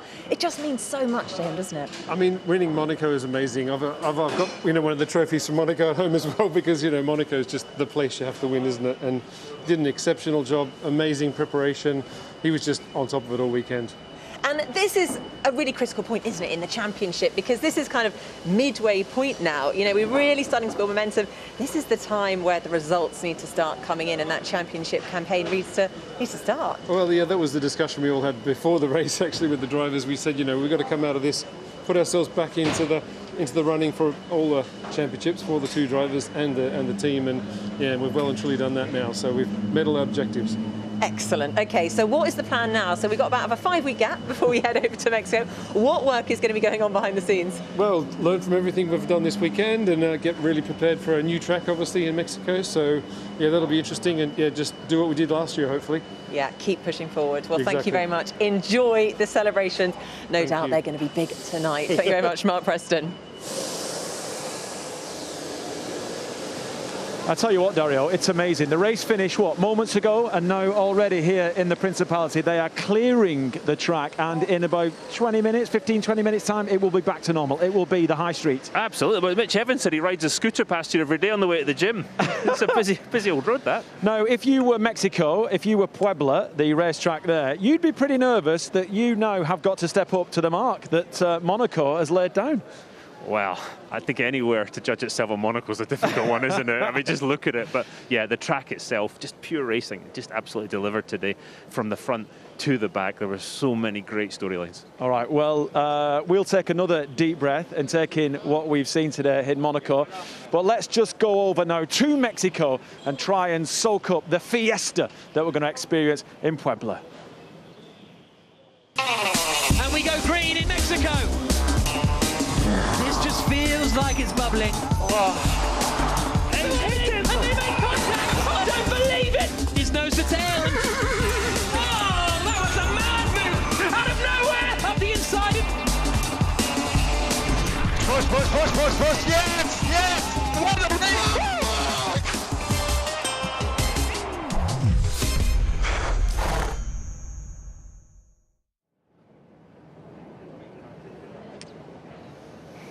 Right, so Dario, we've had a breather. We've talked about Mexico. That's where we're going next. But I don't want to go to Mexico just yet because we've got so much to talk about. We talked about the last lap with da Costa, with Robin Freins, Mitch Evans. You've got to feel sorry for Robin Freins. Mitch Evans. Some of the greatest highlights were from him today, but unfortunately just didn't have enough, literally, in the tank. No, right at the end, that he was driving a great race. Now, he made a move, and I thought, he's done it. He's won the race. I should have known better with Formula E, but yeah, absolutely had a great day there. But da Costa just kept us cool right until that last moment. I've been on both sides of it, Vern, and that feeling when you know and you see the car peering beside you, you just think, and it's over. Yeah, well, let's welcome in Robin Freins. Robin, come on in. Welcome. We'll get you a microphone. Don't worry about that. If you'd like to stand here next to me, Robin, and we'll see if we can get you in the wide shot. First of all, congratulations. How are you feeling? Are you disappointed? Could you have won that?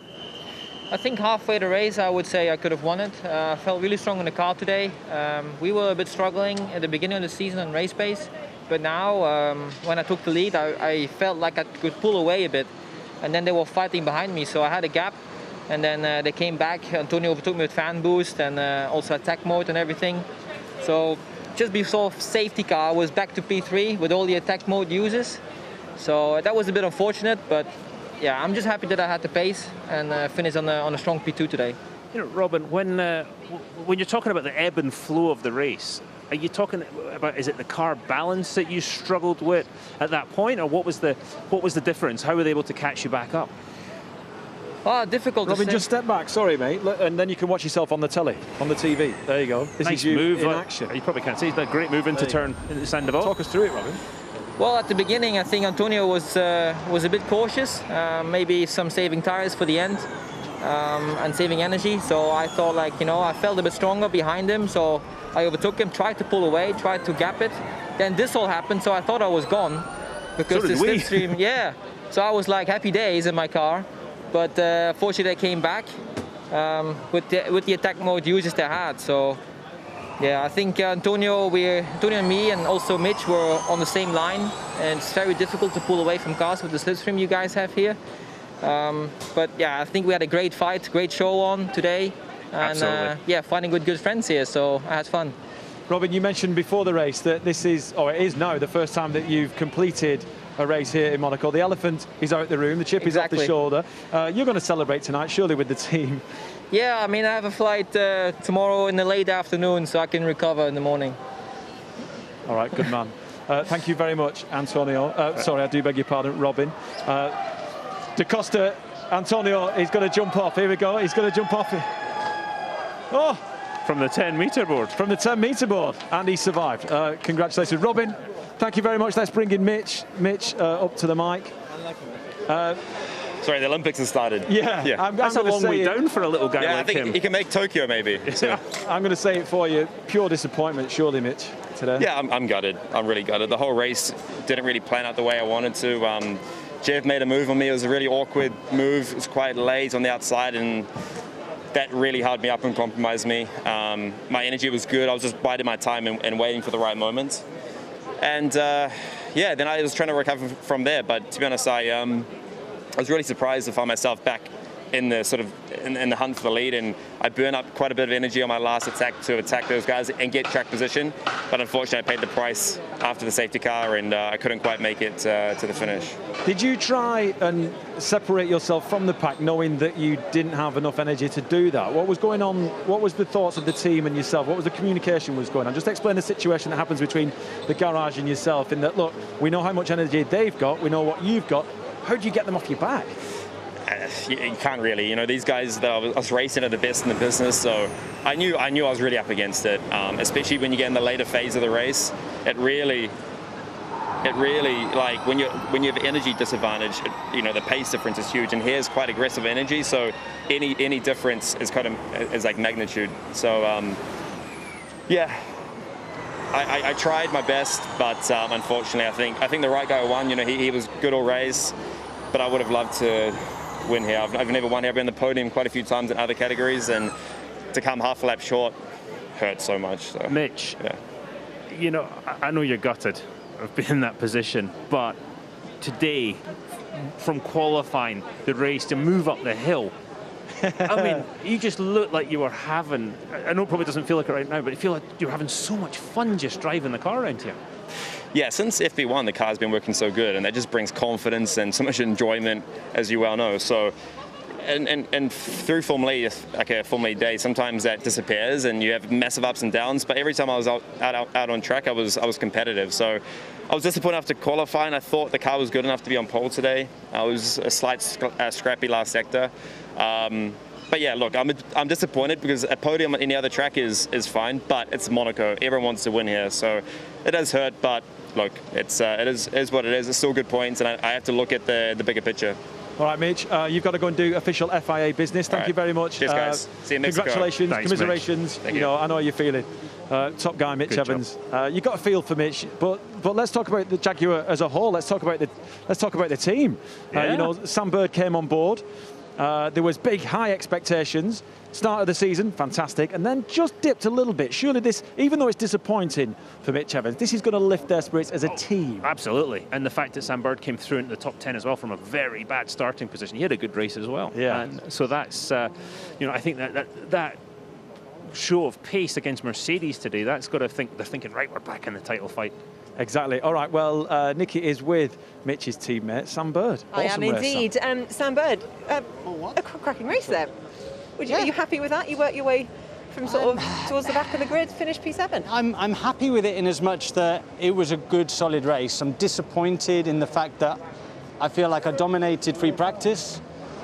Quali didn't go my way, and we showed and extracted a lot of pace in the race. And, you know, if I'd started further up there, then we could have finished a lot higher up. So happy that we rescued it, but disappointed in the end.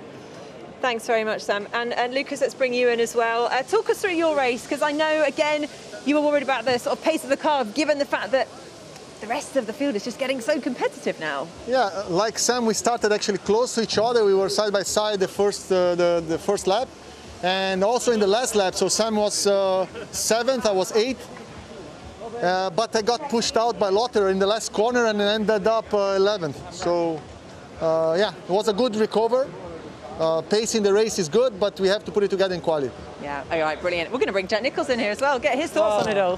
He was so excited. I mean, you're going to have to watch this race back. I mean, Jack was basically crying in the commentary box. I wasn't crying. Come on, I wasn't crying. I mean, but what a great advert for Formula E racing around Monaco, right? Because for 7 years, you guys have been saying, let's do the full track, let's do the full track. Finally do it, and I mean, you won't have seen the stuff up at the front, but even for you guys, it must have been a lot of fun. To be 100% honest with the sound man likes you. To be 100% honest, with the Gen 1 car, the short track was okay. You had strategy, you had to go change cars, so it was fine. But since we changed to Gen 2, then it made sense to go to the long track, and we showed that Formula E in this track, you can overtake. The race is non-stop action from the beginning to the end with attack mode and everything, so just amazing. Congrats, man. Antonio, come here, real quick. Why are you so wet?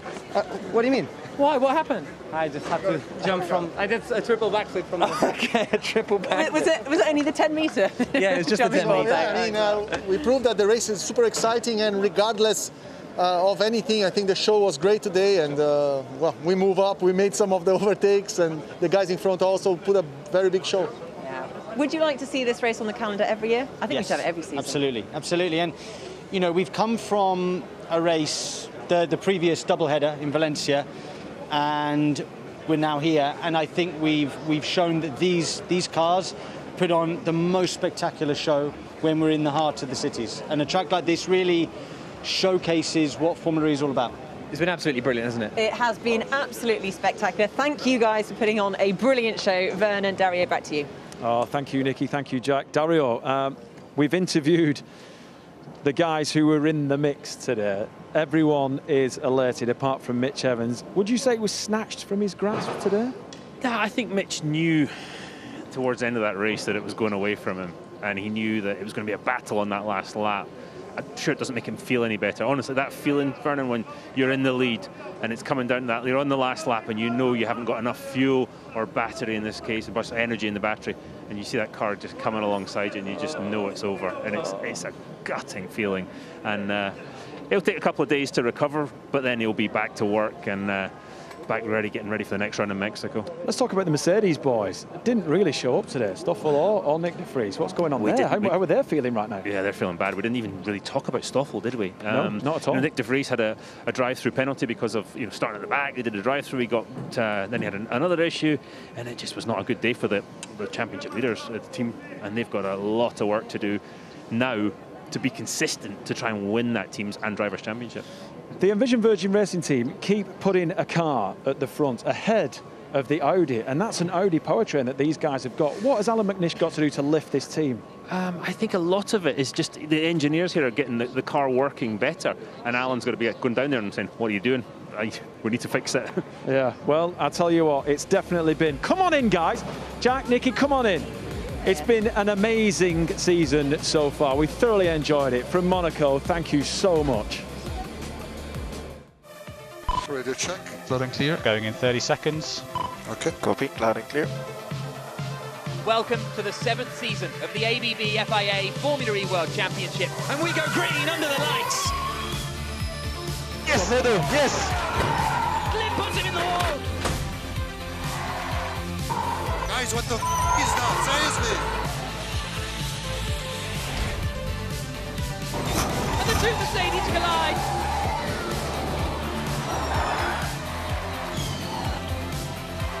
They're still wheel to wheel. No, in the wall. Oh, what a move!